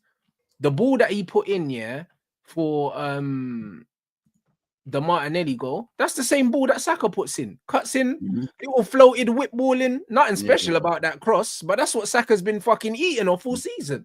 That ball's problems though for most, you know, that ball is problems, and that's not just a Saka thing. I see Cody do it. I see Bearman do that cross. You know, that cross there, yeah. The only one you can't, bro, the only one you can't do it is Darlow, bro. Darlow can't do it. He can't do it. But that floated in swinger, yeah. If you've got decent physical presence in the box, it's easy money, innit? It's cash money still. Like it's easy money. Easy money, man. And do you know what's mad? If you're good at it, it makes you a dangerous winger simply because if you fake that cross, the defender's going, you know, because he knows that if the defender, like say if you're a left back, so if you're a right back, sorry, and they're left winger, you know his thing is getting that in swinger crossing because you know back stick is long. There's always going to be an overload, and even if they win the header at the back post, the right back's going to be there to do the same thing on the other side. Yeah, your defenders are saying, don't let that cross come in. You know what the wing is thinking? Do you know what an intelligent wing is thinking? If you know when you face the cross and you do the, you know, the Bernardo Silva, David Silva, cut back, you go the other way. That means you can go left and right of your defender pretty much whenever if you get your isolation right, and it makes that move so much more dangerous. And that's why, yeah, bro. Man said Cody Mateus, man said the middle name and that. That's bro. Listen, that's what I mean. Your managers turned this guy into a fan favorite, bro. Man will call him a scrub under Jurgen Klopp. Yeah, bro, do you know what it is as well? That's what we call as well, like misprofiling heavy. And what you can say is that I still think Gakpo can play as a striker because he's got the build to play as a striker. But that's not how you're going to get the best out. He can play as a striker and he can play as a 10, but he has to play in a possession team. Yeah, exactly. And what I like about what Slot's done is that for me, and I don't think it was mad difficult. I don't think it's mad difficult. But if you look at his position for his country, if you look at his stats for his country, you know this guy is like top. Like bro, he's rated highly, but this is why when they're disrespecting these guys, bro, like when man are trying to disrespect my guy Zirkzee, yeah. Same with Reinders. You see this new generation of Reinders a bad man. These men are rated, you know. These young Dutch light skin youths are on stuff, you know. Like, hey, bro, they're on stuff, you know. Bro, Xavi, Simmons, all of these little guys, guys. These men are on stuff, bro. Do you know what I'm saying? I'm telling you. And then, bro, and then you got fucking your guy, fucking what's his name? Gravenberch. Yeah, Gravy Boat. You got fucking Timber, Frimpong, and that. You got the man them there as well, bro. Trust me, these youths there, they can play, bro. Even they're though they're not hoofball brothers as well. They're not hoofball brothers. What's my man that's got a charge? Quincy, my guy Quincy, bro. Listen, them man are ballers, man. I'm telling you. These man are tech man. They're tech man. They can play in it, bro. Like their training sessions look crazy. I was watching their training sessions around the Olympics and all that. These man can jog, bro. They can play. Do you know what I'm saying? This man could actually play these Dutch ballers, bro. This new gen. So it's one of them ones where, bro, like I'm telling you, man just need to watch football. Man need to watch football. This Ethan Wanyeri you is the truth, blood. This brother's cold. You know the ones, and the only reason why, man don't realize how cold he is, is because Arteta's a terrorist, blood. He's not playing him, bro. Bro, Odegaard was. I said this on my Arsenal match actually yesterday. I said, you've just watched Ethan Wanyeri ball out against. By the way, Brentford are no scrubs. I said this. Hobbs and Shaw, we signed them Buemo. Yeah. See Hobbs and Shaw, blood. Them man, they have been terrorizing man all season, you know. Them two have been terrorizing, man. And like they had the best home record outside of Liverpool, bro. In fact, it was drawn with us, actually. It was better than Arsenal's, actually. Arsenal, it's only now that they've lost their second game because of the games they've played. Like, this is not no scrub. This was an easy banana skin for Arsenal. If Arsenal dropped points, I wouldn't have been surprised. No. And he's just gone over there and treated it like it was his playground. And I said, so Arteta, you're to blame. Because when Odegaard got injured and the team capitulated, you refused to play him. Yeah, because you could have played him. But this is what I'm trying to say, bro. Like, this is why, for his development, for me, Arteta's not the coach. Man, I have to get rid of Arteta or he needs to dip. Because realistically, this is the last season that they can have him on a bench like that. I'll be honest, because he's that good, bro. Like, and he'll know he's that good. You're not that good, and not know you're good, bro. Impossible. Like 100%. He's in a place right now, where Ahmad was last season, where man's coming into the team and he's affecting the games. Now man's starting to look at the contract like, boy, like this is running down. Well, I'm not signing a new one because, bro, if I'm not starting next season, bro, man might have to go somewhere else. Because, bro, like they tell you all the time, football's a short career, bro. And the thing is, in football, if you miss a window, and you don't strike while the iron's hot, before you know it, you're sitting on the bench for 2-3 seasons, bro. Do you know what I mean? It doesn't matter if he's 17, bro. He's good enough. You know them ones. When Saka got the Oscar Bob thing, though, innit? Like he was supposed to be City's next. Like he was, and as I remember, bro, I've been to Norway, bro. Do you know what? How they talk about? Yeah, they're rating him proper. The leg break done him because he's cold, you know. Yeah, bro. Do you know what? And I don't want to hear man them saying, "Oh yeah, he's hard because he done up Chelsea in preseason." Did you man not see the goal? He scored a Lacazette goal in the 93rd minute. Nasty. How you scored a Lacazette goal? That's a skill. Yeah. He scored a goal with a skill. And by the way, to bring the ball down in when there was no space and when he went and, bro. Brother, like these man, you need to understand. This is what you football fans need to understand. Yeah, it's not about age. It's about we all work in the same place. Because remember, we're training every day. Because look what's happening with McAtee at City now. We all work in the same office. I'm outperforming you. You're getting paid more money than me. That's crazy. It's not about age. Because Ethan's turning up to work every day, twisting up these men in training, and then he's on the bench.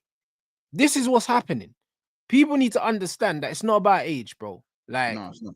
You do not get to that level, if you don't believe in your ability, and you have to have some sort of ego. You have to. I'm like, yo, I'm better than this, brother. What do you mean Odegaard was out for all this time, and you're not playing me, bro? What do you mean, bro? And then I'm watching Martinelli die every week. What do you mean, bro? Bro, do you know what I'm saying? They asked Ethan, on it was it Street Baller, the one, what's the 1v1 thing called? You know the 1v1 thing, the one you don't know what the channel's called, Massive. They do the 1v1s. Yeah, I know the. Do you know what I'm talking about? Someone in the chat will know the name of it. Yeah, him and Skelly went to one of them, and they were like, if you were to put your house on a player to beat a defender 1v1, who you put it on? And he said Martinelli, bro. Top baller, I think it's called top baller. Yeah, and he said Martinelli. Ethan, bro. But that's a bridging thing. He said that It's a bedroom thing, innit? Yeah. because he It's didn't say Saka because Saka can't. Yeah, he couldn't beat an egg. You know what I mean? But bro, to be fair, Skelly said Jesus. He said I'm giving it. Jesus makes sense. Yeah, that makes sense, innit? Like, but like, yeah, I couldn't believe that. But I'm telling you right now, Wanyeri's better than Martin. Yeah, of course he is. He's better than Martin. He is.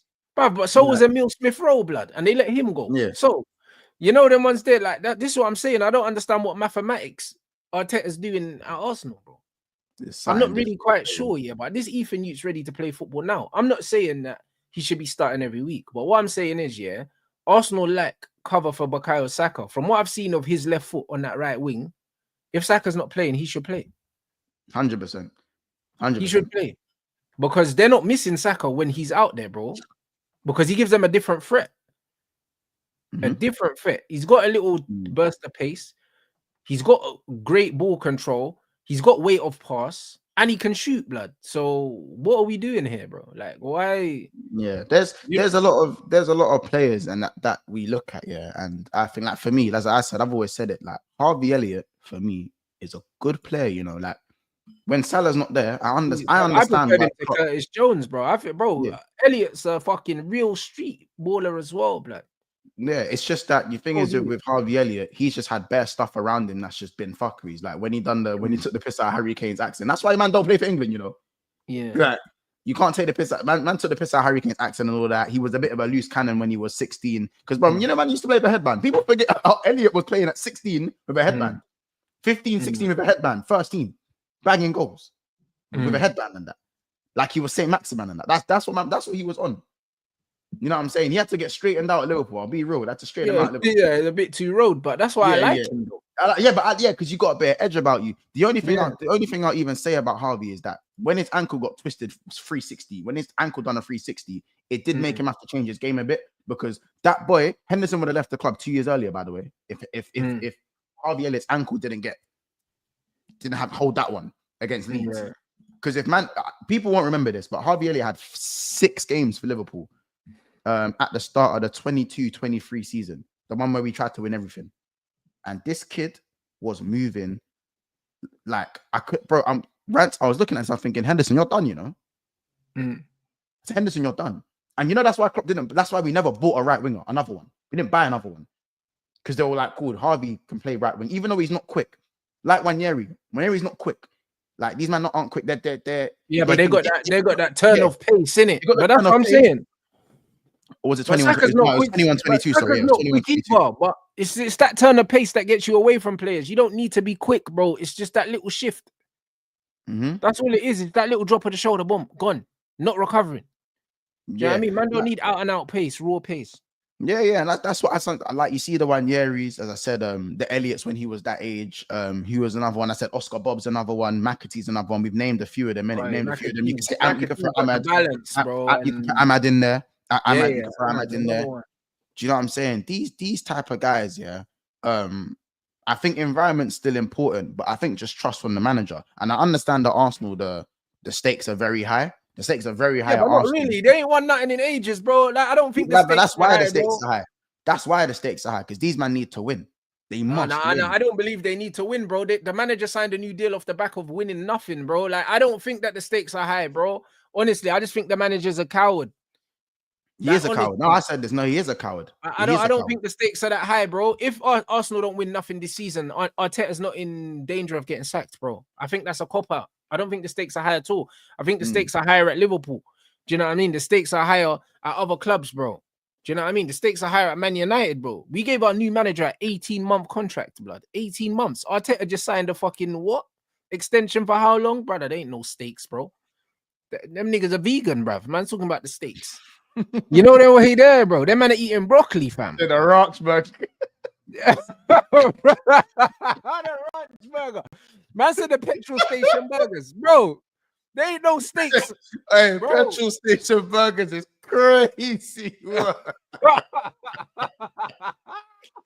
are ain't no steaks. Thing, fam. You know what I'm saying, bro? I swear them man are vegan, cuz. Nah, it's not serious, bro. Like, there's no stakes. Play Ethan, man. or like that fucking beef jerky and that. Don't Yeah, piss bruv, me just off. play Ethan, bruv. Can't even lie. Like, it's just one of them ones, isn't it? Even Martinelli's that's rubbish, face, bruv. bro. Martinelli's rubbish. Trossard Oh, ain't doing nothing either, man. Just play the you, hey. innit? I'll be real, because, bro, there's Trossard's not trying to many... do, Brother, Go I'll on. be real. In the Prem, there's not many footballers, yeah, in the big teams that are worth watching. He's actually a player that I like watching, bro.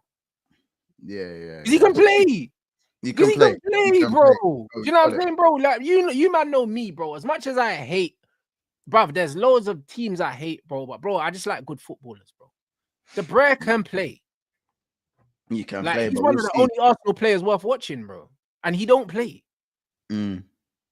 Like, literally, they got a bag of men that are not good to watch. Trossard might get you goals and that every night, but he's shit to watch. You don't even do that anymore. Trossard don't even get you goals no more right now. Bruv, like, that's what I'm saying. Like, Brother, he's rubbish to watch. bro, and because Trossard, man, you know he's doing the silverback thing. You not see man's hair now. Man's doing the silverback. Yeah, trust me, bro. Man's doing the struggle thing.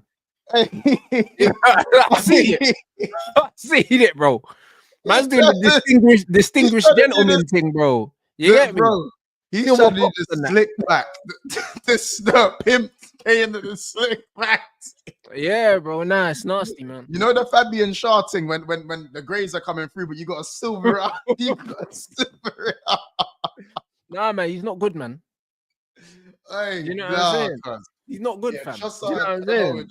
No more, man. Them man ain't got footballers like that. Even the Erdegaard gas is kind of dying. Like, it's like when man realized that the most creative player in the league don't really create nothing, yeah, it's all died. Like, the myth has died now. I think Odegaard's silk, man. It's just that for me, he needs to beat the allegations like soon, innit? Yeah, it's silk, but it's all silk pajamas, bro. It's all tiring, bro. The man don't care about the silk. I feel like that is a bit down to Arteta being a terrorist, though, man. Rants. He's a terrorist, though, bro. He's a terrorist, G. Like, don't get me wrong. Like, he's got Arsenal to a decent place, but for me, like, you've got Odegaard picking up the ball in the first phase of play when you spend 100 million on another guy that plays a sim. Like, brother, look at all my. Yeah, but I think that's because Odegaard wants to do that because he is, on paper, the highest positioned midfielder, but he doesn't pick up those positions naturally because he's not a 10. Yeah, no, I'm not. You know I hear it. I think it depends on the team because for me, ability-wise, I think Odegaard's world class. No cap, I think he's world class. I think ability-wise, what he can do with a football. Oh, in terms of technical ability on the ball, yeah, bro, he's of the upper echelons, of midfielders. But bro, yeah, 100%. But it's not just the ability to do things. Yeah. It's being able to affect games and do things in the right moment, bro. And he's just not doing it, bro. Yeah, but I think at Real Madrid for a reason. He could play football. How about this? I think Real Madrid could have done this. Real Madrid probably could have done with Odegaard, but yeah, no, I hear what you're saying. I think he still needs to beat the big game allegations. Do you know what I'm saying? I still think I think he needs to beat the allegations of getting your team over the line for one, and generally just showing up in the big games anyway, because there has been a lack of that. You know what I'm saying? I'm not an Arsenal fan. I know there's been a lack of that. I'm not gonna blindly say that, but I'm saying that I feel like with Arsenal, Mikel is deriving some of these players, bro. Oh, bro, like, listen. Killing somebody. A lot of these men are regressing under this manager, 100%. There's no two ways about it. Do you know what I mean? It's not like these man. We've seen these man bang ball and mow everyone down. You know, we've seen them do it. Yeah, the same players as well. This is what I'm saying. The same man. 2 seasons ago, the Arsenal team are nasty. Nasty work, bro. Scary team, bro. And now they're just fucking horrendous. Like, and it's the same man, really. They've just added a bit more height. Do you know what I'm saying? So they've added a Hollister model and a PN and also a copy and paste Spanish footballer, a copy and paste baller. Do you know what I'm saying? And we're not even talking the copy and paste. You know how we used to look at players. You know how Spain used to have bare midfielders, yeah. Like obviously, you know how you had your Trinity. I'm not gonna name the name. You man know we had the Trinity, yeah, the Holy Trinity. Then outside of that, you had your Cesc, you had your David Silva, you had your Matters. You know what I'm saying? You had Thiago, you had those guys on the just a bit below the Trinity. Yeah, then, but it was still cold. Yeah, still cold. Oh, still disgusting. You had Santi Cazorla, you had them man there. Yeah. Then you go a tier below.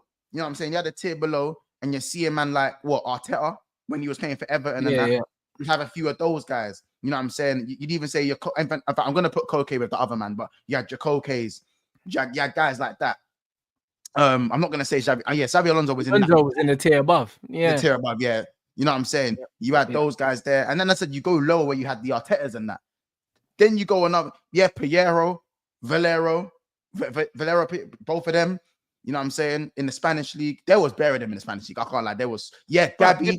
They've been having ballers, man. Yeah, there is better them. You had Isco. You had all of them. All of those guys. I could go on.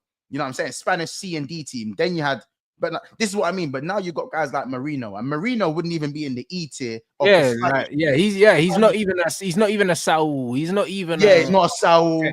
You know what I'm saying? He's not a Parejo. He's not any of those guys. He sucks. You know what I'm saying? He's not anything.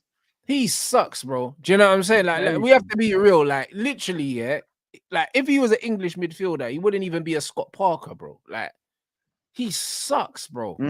Like, do you know what I mean? Like he sucks.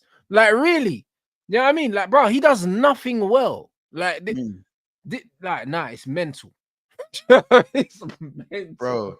Bro, I'm telling you, you couldn't even. Bro, big man team. They had Ceballos. Ceballos is better than him. Danny Ceballos. You know. Come on, brother. Like, it's mental. Blacked out boots Ceballos for Real Madrid. Go watch it. He was kicking. He was balling, bro. He was balling, blood. They used to call him the spin top. Bro, I want to know what Arteta's doing with that, bro. I want to know what he's doing with that, bro, because you don't have a Jorginho, in your team, to not play him to play a brother that's worse than Jorginho. I think you remember Illaramendi? Was that how you say his name? Illaramendi, he was better than him. He was better than him. That's nasty work. That's nasty work. Brother. Where is he playing now? I have no idea, bro. You know what I'm saying? He might be playing volleyball or something. He played volleyball was nasty. I've just googled his name, and the first picture that comes up is still the Real Madrid jersey picture. That's how you know he's been nowhere, blood. He's at FC Dallas, blood. He's at FC Dallas. Nah, it's crazy in the dunya, bro. I swear down, bro. It's nasty work, bro. Oh my god. But this is what I'm trying to. That's what I'm trying to say, bro. Like football, is in the gutter right now, bro. This is why I'm looking forward to watching Serie A for the next 2 days, bro. I swear down, bro. I feel like this Premier League football, bruv. It's like because man's grown up on it, I'm always gonna watch it. But bro, it's making me sick, bro. Bro, I'm telling you right now, man. There's just certain players that these certain NPCs genuinely, it makes me question the sport in it generally for some of these midfield NPCs. Because the bottom line is, he actually cost not mad piece, but he actually cost money, And we talk about certain players who didn't deserve their moves, and certain players who just maybe did a little. Like he didn't even do what. Forget the Spanish thing. He didn't even do what Fernando Gago done, blood. Like, man, if you know who Gago is, bro, when he went to Madrid and that, you know what I'm saying? Like, he didn't even have one of those moments in ball. What has Marino done for football? Nothing, to go and bro. Get you a move to Arsenal. Man said he just looks like Arteta, bro. That's why he got the job. Bro, I swear down, that's what man said, bro. Man said he looked like Arteta, so he got the job on a technicality, bro. That's what I'm saying. What did he do? We used to laugh at the Jesse Rodriguez. The job. Jesse for real. We used to laugh at them, man. You know, we used to laugh at them, man. I have no lies. You know what I'm saying? And these men were actually and if you actually stopped and took away your footballing rival, you'd look at these men and go, yeah, these men are bad. Aside from not being able to do it at Real Madrid, these men are ballers, you know. But they can still play though, yeah. These men can play. These men can play. You put them man in, as soon as them man made moves to lower levels in the Premier League, when you saw Bojan for Stoke, this guy was tearing it up, bro. Yeah, nasty. Bojan was tearing it up for Stoke. I feel like I had this little moment in the Premier League where man was, you know what I'm saying? These man can play. Man can play. You know what I'm saying? No lies. Yeah, no, man, I know about Fernando Gago, blood. If you know, Real Madrid TV, because I couldn't afford Sky, because I couldn't afford Sky Sports. Man had to do Real Madrid TV, fam. Come on, man. You know. I hear it. Someone for Sky Sports said, "You want to take away Sky Movies?" I said, that's it, bro. Man, have to make trades on that, bro. Man, I wanted to stop Sky Movies, but my sister wasn't willing to, so I had to stick with Sky Movies. Man, But they I don't want know about doing the NBA trades and that for channels on Sky on the phone. Bro. what? Word, bro. What And my man sister's 7 talking years about? older than me. I didn't have no say in the household like that. You know what I'm saying? I had to make do, fam. You know what I'm saying? That's what I'm Oh saying. man. Oh, you The lot, Dragon run up PR these was hard, lights, though. bruv. We need 800 lights, people. We're on 564, man. We got 1800 in here. Cold. I don't understand this Olmo thing. I still don't understand it, bro. I can't What, that lie. he's not been what was it? He Brother, wasn't. I saw some breakdown saying the amount of money that it's gonna cost Barcelona if they don't re-sign him, yeah, and it's way more than what they actually paid for him. Like, How much did they pay for him again? Was it 50 I think the M's? release clause was like 60 mil, but I saw something about some VIP seats or something. These man tried to sell or something, bro. I'm so confused, blood. Like, man saw 100 million VIP seats. I was like, what the fuck am I reading, blood? So Barcelona, so they can't afford him. Brother, they can't afford to register him apparently, yeah, but they still have to pay the release clause and they still need to pay his salary. Wait, they haven't played the release clause that when they signed him in the summer. They haven't paid it. Yeah, but you're supposed to pay release clauses up front, so I don't understand. But that's my point. I don't understand not how have they paid the managed to release get clause? him and not pay it. But Barcelona could do everything, bro. They can do whatever they want, Barcelona, like that. But I thought you normally have to pay release clauses. Wait. So man said Yeah, they're saying his salary is 48 million euros. They have to pay that. The transaction value is 55 million euros for his release clause. Market value is 60 million. And 100 million, it says VIP seat losses, bro. Like, apparently they were gonna sell the VIP seats, yeah, for 100 million or something like that, or some shit like that. But I don't, brother. I'm so confused about the VIP seats, bro. All I know is they're cooked. Wait, so they said, yeah, listen, cash or nothing, and they said, cool, you got Klarna. That's what their man said. So what? They had them. They were worth 160 mil, and they sold them for 100 million to try write off the Olmo thing, but they couldn't do it, so they took a 60 million loss for no reason. Oh wow! Wait. Oh, so they had VIP seat for 160. They were worth 160. They sold them for 100 million to get Olmo in. Yeah, bro. Apparently, and now man are saying the thing.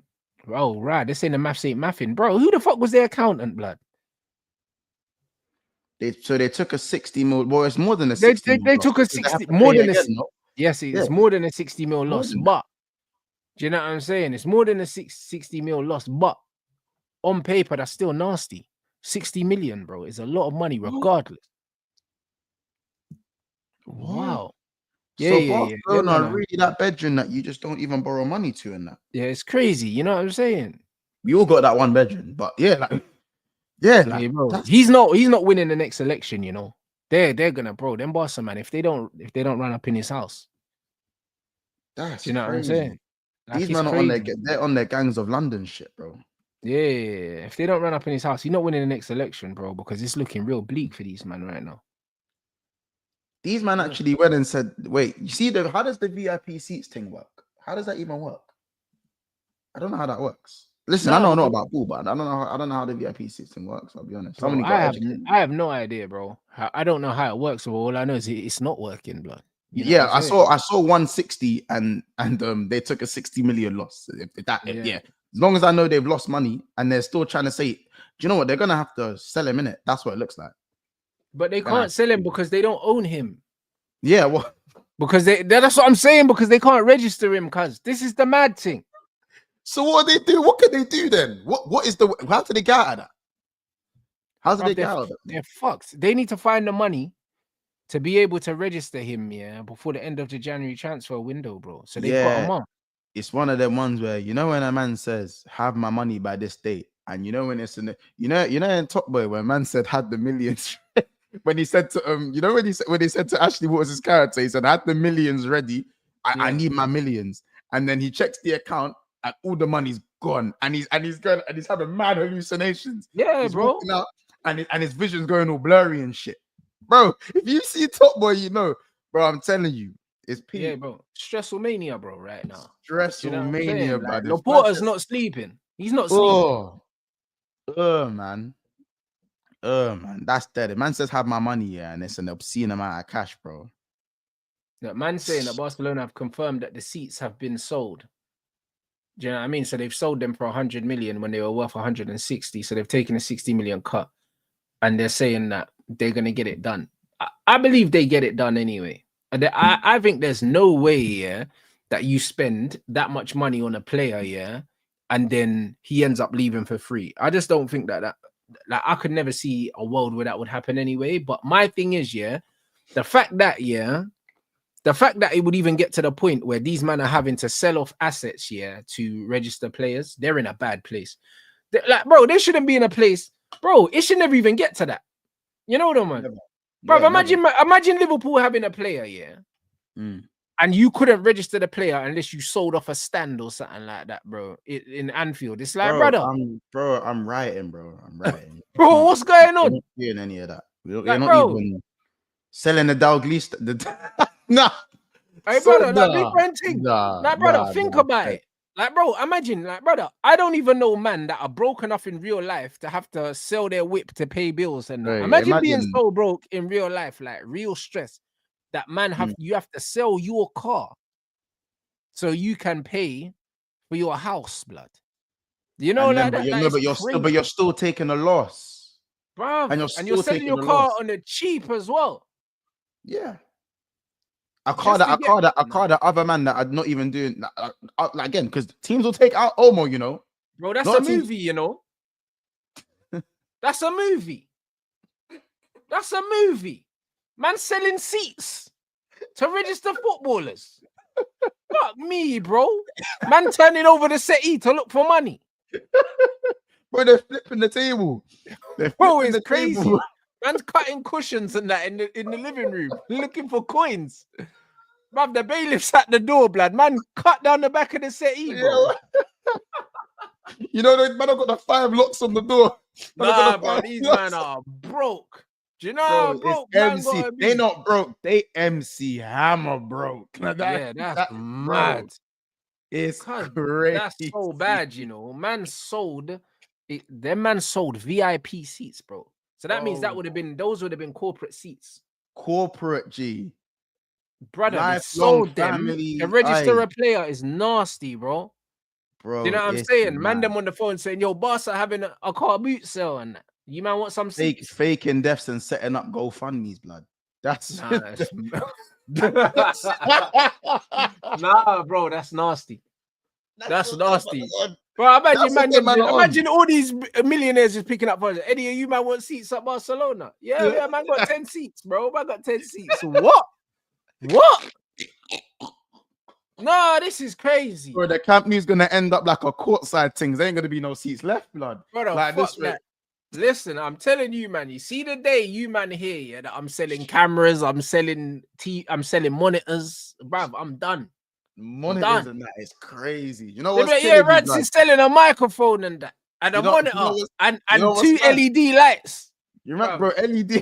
LED lights. No, that'll come without the plug. Where's the plug? Nah, man ain't got the plug. It's just the lights. It's just the lights, bro. Just the lights. What man talking about? Just the lights, man. You know what I'm saying? What's man talking about? I'm telling you that right now, these men had the audacity to reject 250 plus for Yamal. Oh man, bro, take the money, cuz. Take the money, bro. You gotta survive. It's about survival right now. It's not about football, blood. It's about survival. It's nasty, bro. It's about survival. It's crazy. Yeah, nah. Hey, Barca are finished, bro. And you got Chelsea selling their hotels to themselves, and that's what I'm saying. Man are selling themselves hotels, and Barca are selling all their shit to everyone else, blood. Yeah, bro. Take it all. Everything for sale. They're finished, bro. Like them man had the Spotify when they selling the stadium rights as well, the naming rights to the stadium. How come they done all that and they still got no money? They might even have no sponsor at this point. They might not even have a sponsor. Like what went for Barca? Barca moving like that brethren that's never got money, but they always got weed. Like, you know, there was there. Like, bro, it's like, bro, how Barcelona, bro? How are they keeping the lights on? He's always asking, you're always asking, broski, what you got scores? You got scores for me. Man's always stacked on his weed though. Always got weed, blood. Always. How about this? Man's waking and baking. Man has a morning zoo and a good night zoo. And got no bus money. No bus money. Bro, no like it's not making no sense. Cause like how are they paying wages, yeah? Bro, but they can't register Omo. He's only they out just with the signed man a new Nike deal. Bro, he's only out with the man because he provides the weed, bro. Bro, they just signed a new Nike deal, a record Nike deal, you know, a record deal, never been done, and that money just went into a black hole, just got swallowed up, bro. Overdraft. Yeah. Do you know that Donny that owes you a good amount of money, but he's always out on the weekend. Always out on the weekend, bro. Man, always like Broski owe you 2 bills, and you're seeing man at Novi.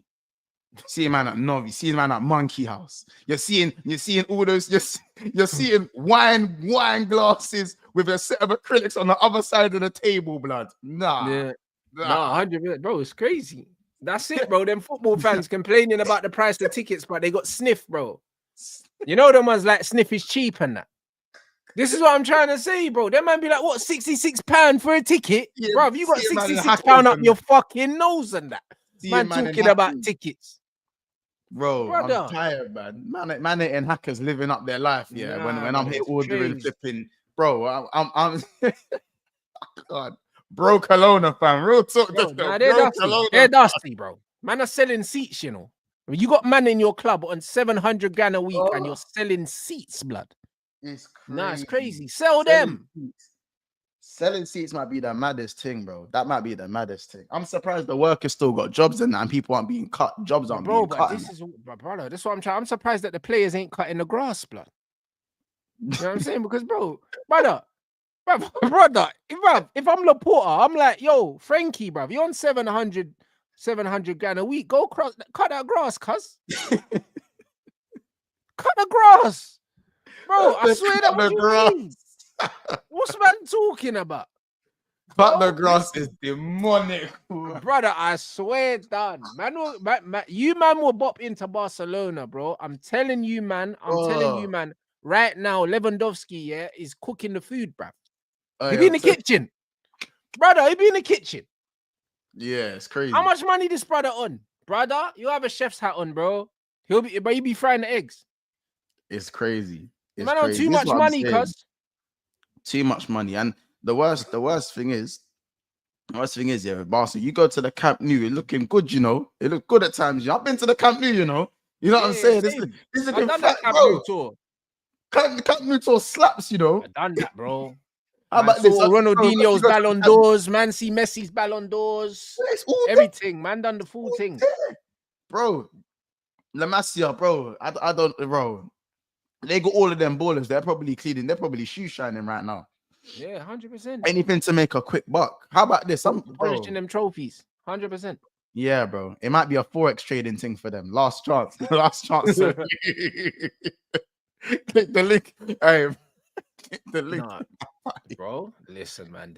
The Barca thing's not looking good right now. I'll be honest. It's looking kind of spooky for them, man. Very. You know what I'm saying? So that situation's dire, though. That's actually real. It's nasty, bro. Dark. But this is why you see, Man United fans, when you man are complaining, yeah, about Jim cancelling Christmas parties, bro, you might want to end up like Barca, because this is where we was going under the Glazers.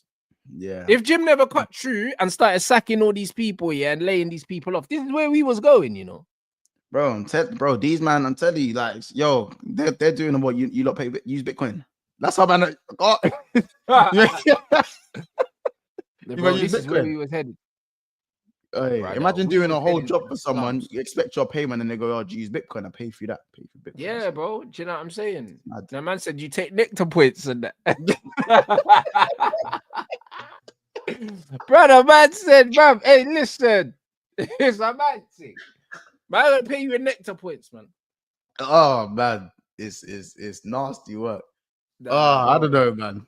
Free Barca though, man. Free Barca. Yeah, man. One them, bro. Free Trent, blood. You know them way there, bro. Free my guy, man. Yeah, I'm saying. You lot run up them lights, bro, and shout out MONTS as well, bro. Them man are closing in on 15k, blood. Man said 14k, you know. Yeah, man. 15k soon run, bruv. Make sure you lot support the channel.